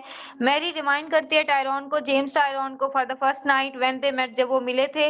There is a brief touching moment होता है, जाहिर है वो जहां मिले थे वो एक एक्ट था, वहां पे वो एक्टिंग कर रहा था। मैरी जो अपने फादर के साथ गई थी, पहली नजर में उसने उसको देखा और उसको उससे मोहब्बत हो गई थी। And then she returns to criticize him, बाद में फिर वो क्या करते हैं, उसको क्रिटिसाइज करना स्टार्ट कर देती है। वो स्पीक करती है नॉस्टैल्जिकली, बहुत ज्यादा नॉस्टैल्जिया में चली जाती है। नॉस्टैल्जिया होता है एक ऐसा किस्म की एक स्टेट जिसमें इंसान को पता नहीं होता कि वो क्या कर रहा है और क्या नहीं कर रहा। फिर क्या करती है जी, वो अपने वेडिंग ड्रेस के बारे में सोचना स्टार्ट कर देती है कि कैसे उसने उसको बनाने के लिए बहुत ज्यादा ट्राई की थी। शी डजंट नो कि ड्रेस उसका कहाँ पे है। वो कहती है वो शायद एटिक में कहीं पे पड़ा होगा। टायरॉन जो होता है वो एक सेलर में चला जाता है, मोर बहुत ज्यादा विस्की पीने के लिए, जाहिर है वो भी अल्कोहलिक होता है इसीलिए विस्की पीने के लिए चला जाता है। और जो एडमंड और मैरी होते हैं वो दोनों अलोन होते हैं। एडमंड ट्राई करता है अपनी माँ को बताने का कि वो भी बीमार है, उसको ट्यूबरक्लोसिस है, लेकिन वो रिफ्यूज कर देती है टू लिसन, सुनने से इनकार कर देती है। They talk about her problems with morphine, वो बताती है कि मॉर्फिन से उसे क्या क्या मसले होते हैं। But talking so directly about the past hurt हो जाती है बहुत ज्यादा, तो वो स्टॉप कर जाते हैं पास्ट को रिलेट करवाना। ठीक है, एडमंड चला जाता है और जो टायरॉन है रिटर्न करता है, ask her to have dinner with him, वो उसको कहता है उसके साथ डिनर कर ले। शी डिसाइड करती है कि वो ऊपर चली जाएगी एंड शूट अप करेगी अगेन, मतलब वो दोबारा से जो वो एक मॉर्फिन है ना उसकी एक और डोज लेगी। एक्ट नंबर 4 की बात करें, यहाँ पे मिडनाइट का टाइम है। एडमंड जो है वहां पे आता है, अपने फादर को देखता है कि वो अकेला ही बैठा हुआ है, सॉलिटेयर्स में प्ले कर रहा है। The two have normal Kota of fights, मतलब उनकी थोड़ी सी ऐसे लड़ाई होती है और ड्रिंकिंग होती है, उनकी दोनों ही आपस में ड्रिंक करते हैं। But they also manage to have an intimate tender conversation, उनकी कन्वर्सेशन होती है एक बहुत ज्यादा आलम जिसे कहते हैं इंतहाई मामलात के ऊपर। टायरॉन जो होता है एक्सप्लेन करता है अपनी stinginess and he also reveals that Edmund जो है Edmund that he ruined his career by staying in an acting job for money, वो कहता है कि मैंने एक्टिंग करते करते एक जॉब लेके बहुत ज्यादा गलती कर दी है और मैंने अपना जो करियर है वो तबाह कर लिया। After so many years playing the same part, मैंने बार बार एक ही पार्ट किया, उसने अपना टैलेंट लूज कर दिया। एडमंड जो है वो अंडरस्टैंड करता है अपने फादर को now better than he ever has, मतलब जाहिर है जब दोनों की आपस में बात होती है तो दोनों एक दूसरे को जानना स्टार्ट कर देते हैं। पहले वो इतना ज्यादा अपने फादर को नहीं जानता, अब वो उसे जानना स्टार्ट कर देता है। He talks to his father, अपने फादर से बात करता है अपने डेज सेलिंग के बारे में, वो भी बताता है कि कैसे वो सी में जाके और कितना खुश रहता है, वहां पे सेल करता है, मुख्तलिफ जगहों पे जाता है। इनडायरेक्टली वो बात करता है कि वो फ्यूचर में एक ग्रेट राइटर बनना चाहता है। वो हेयर करते हैं कि जो जेमी है वो घर आ गया है, बहुत फुली ड्रंक है वो।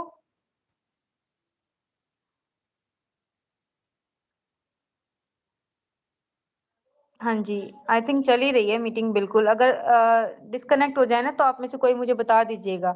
चल रही है और स्क्रीन भी शेयर हो रही है, ठीक है। अच्छा जी, अब हम एंड पे हैं बिल्कुल। तो यहाँ पे क्या बात हो रही थी जी, जेमी वापस आ जाता है, वो भी फुली ड्रंक है। ठीक है, जाहिर है ड्रंक है तो जो टायरॉन है वो लीव कर देता है, वो कहता है आज मैं अपने बेटे से फाइट नहीं करूंगा। जेमी और एडमंड जो है उनकी अपनी कन्वर्सेशन होती है। जेमी कन्फेस करता है उसके सामने दैट वो लव करता है एडमंड से बहुत ज्यादा इस दुनिया के अंदर। वो कहता है कि एडमंड कभी भी उस जैसा ना बने। वो कहता है कि मैं कभी भी अब तुम्हें and he will try to make Edmund fail, वो कोशिश करता है कि एक दफा एडमंड को गिराने की कोशिश करे, मतलब उसको अपने जैसा बनाने की कोशिश करे, लेकिन जेमी पास आउट हो जाता है डेड ड्रंक। वो जो होता है क्या होता है जी, बहुत ज्यादा एंड पे जाके ड्रंक हो जाता है। व्हेन टायरॉन रिटर्न, जब वो रिटर्न करता है, ही वेक्स अप, उसको उठाता है and then they start fight again. पहले वो फाइट नहीं करता उससे, लेकिन बाद में उससे फाइट करना स्टार्ट कर देता है। मैरी जो होती है वो डाउनस्टेयर आती है, by now so doped up, बहुत ज्यादा वो मतलब उसने अपना जो डोज है वो ओवरडोज कर लिया होता है। She can barely recognize them, वो उनको पहचान भी नहीं होती। She is carrying her wedding gown, उसने अपना वेडिंग ड्रेस पहना हुआ होता है। Lost completely in her past, अपने पास्ट में कंप्लीटली लॉस्ट होती है। The man watch in horror, उनको लगता है कि पता नहीं उनकी मदर को क्या हो गया। She does not even know, वो नहीं जानती दे आर देयर, वो ये भी नहीं जानती कि उसके 2 बेटे और एक हस्बैंड वहां पे मौजूद है या नहीं। तो अब यहाँ पे हम लोग बात कर रहे थे जी इस नॉवल की, जो कि long day's journey into night. इसके मैंने एक्ट और सीन्स के बारे में भी आपको बता दिया है, इसकी थीम्स जो है उनको भी रिलेट करवाने की कोशिश की है। यहाँ पे आप देखें, यहाँ पे भी इसकी थीम्स मौजूद है। पास्ट है, पास्ट को एज अ रिफ्यूजी, और एक बर्डन के तौर पे भी इस्तेमाल किया गया है। कुछ लोग उसको एज रिफ्यूज के तौर पे यूज करते हैं और कुछ लोग बर्डन के तौर पे। यहाँ पे फॉरगिवनेस के बारे में दिखाया गया है कि जो फॉरगिवनेस है, कैसे टायरॉन्स एक दूसरे के साथ डूम हो गए हैं क्योंकि वो एक दूसरे को माफ नहीं कर पा रहे, जो कि उनके पास्ट में हो चुका है। अब यहाँ पे ब्रेक डाउन ऑफ कम्युनिकेशन के उनके दरमियान में है कम्युनिकेशन गैप। वो लोग एक दूसरे से बात ही नहीं करते क्योंकि उन लोगों में कम्युनिकेशन नहीं है। दैट्स वाई वो एक दूसरे से रिलेट नहीं करते, एक दूसरे से मोहब्बत नहीं कर पा रहे। रिलीजन की बात करें तो जाहिर है उनमें फेथ है ही नहीं। फेथ होता तो अल्कोहल ना पीते, मॉर्फिन ना पीते। इसके अलावा वो जो उनका बेटा जेमी है वो वुमेनाइजर ना होता। ड्रग और अल्कोहल की बात करें, अगर ड्रग और अब्यूजेस जो है मुकम्मल तौर पर रिलेट करवा रही हैं। ड्रग और अल्कोहल की बात करें, उसके अब्यूजेस की बात हो रही है। और यहाँ पे जो ड्रगनेस है उसके बारे में बताया गया कि किस हद तक उनके रोगों में उतर चुकी है। यहाँ आइसोलेशन की बात की गई है कि कैसे वो एक दूसरे से आइसोलेटेड है। चारों के चारों जो है एक ही सेम रूफ में रहते हुए वो इस हद तक आइसोलेटेड हैं कि वो एक दूसरे को, अगर कोई एक दूसरे को छोड़ के जाए तो मुकम्मल तौर पे क्या करते हैं जी, लॉनली फील करते हैं और वो इकट्ठे बिल्कुल भी नहीं रह सकते एक दूसरे के साथ। ठीक है जी। अब हम लोग कल के टेस्ट की बात कर लेते हैं। होप आप लोगों को ये समझ आ गया होगा। खैर, टेस्ट की बात करने से पहले मैं आप लोगों से पूछना चाहती हूँ कि आपको ये समझ आया भी है या नहीं आया।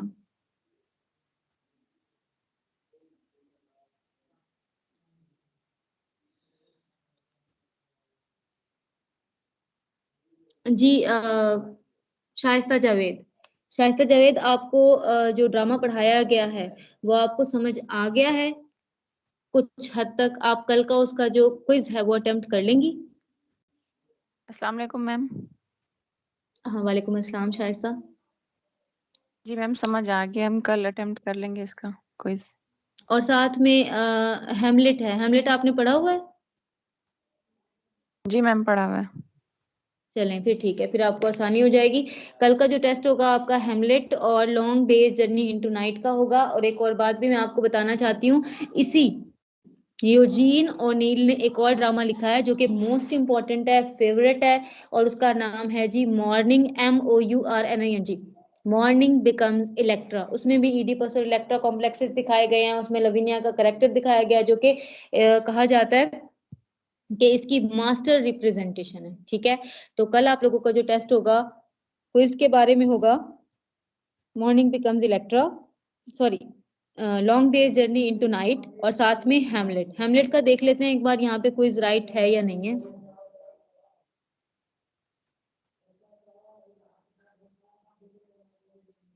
देखिए हेमलेट, ग्रेट सेवर्स। ठीक है, अब आप देखें हेमलेट के बारे में तो यहाँ पे मतलब बहुत ज्यादा डिटेल पड़ी हुई है। ठीक है, अगर आप इसको रीड आउट करेंगे तो आपको काफी फायदा होगा।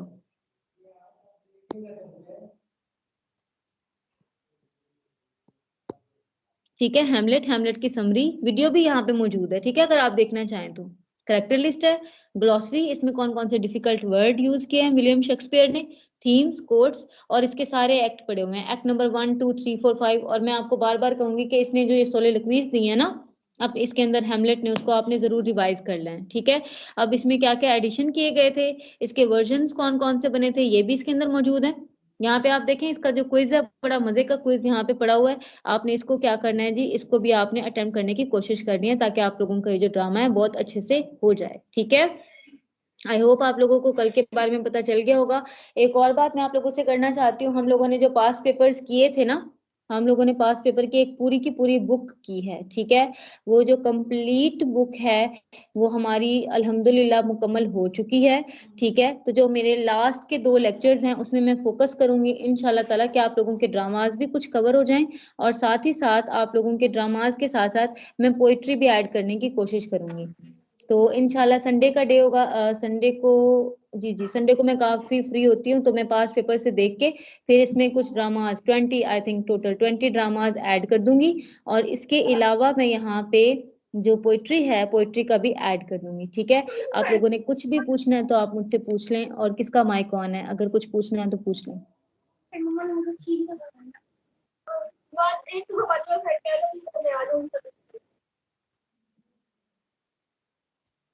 मुझे शो तो नहीं हो रहा किसका माइक ऑन है। मैम किरण, ये मैम कुछ ये जो लोग जो आपका हैं फर्स्ट मैम के 2 लिए कुछ लेक्चर्स लोग थे ना जो ग्रुप में कह सेशन रहे के हैं कि स्टार्ट में 10 हुए हैं। का एक सेशन ले लें। जी जी, क्या बोल रही है मैम? मैंने कहा कुछ लोग ग्रुप में कह रहे हैं कि टेंसेस एक दफा फुल डे करवा दें। चलें ठीक है मैम, कल इंशाल्लाह ताला फिर मैं टेंसेस दोबारा से करवा दूंगी, जैसा ये बोलते हैं ना वैसा करवा दूंगी। कल का लेक्चर वैसे भी जाहिर है मेरा तो सिलेबस कवर हो चुका है, रिपीट करवाना है तो मैं दोबारा करवा दूंगी। और शाइस्ता आप क्या बोल रही थी? मैम मैं ये कह रही थी कि आपके जो पहले सेशंस के स्टार्ट में जो 2 लेक्चर थे ना वो मुझे चाहिए, पार्ट्स ऑफ स्पीच के और एक और कौन सा था पता नहीं। फ्रेज का था, ठीक है, मैं आपको उसकी जी। वीडियो का, यूट्यूब वीडियो का पूरा लिंक सेंड कर दूंगी, ठीक है। जी मैम, थैंक यू।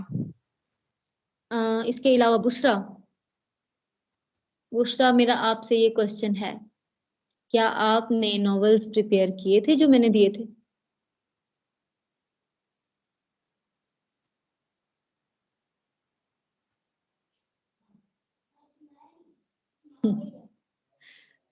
चलें ठीक है, कोई बात नहीं।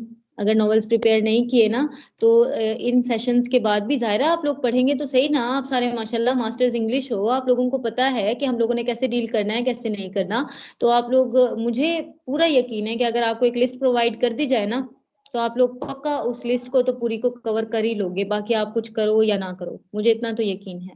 ठीक है, तो best of luck for future exams. और कल का इंशाल्लाह टेंसेस पे मैं दोबारा ले लेती हूँ, स्लाइड्स तो बनी पड़ी हैं तो आपको जल्दी जल्दी से बताती जाऊंगी और आपका क्लियर भी हो जाएगा। ठीक है, thank you so much, Allah Hafiz.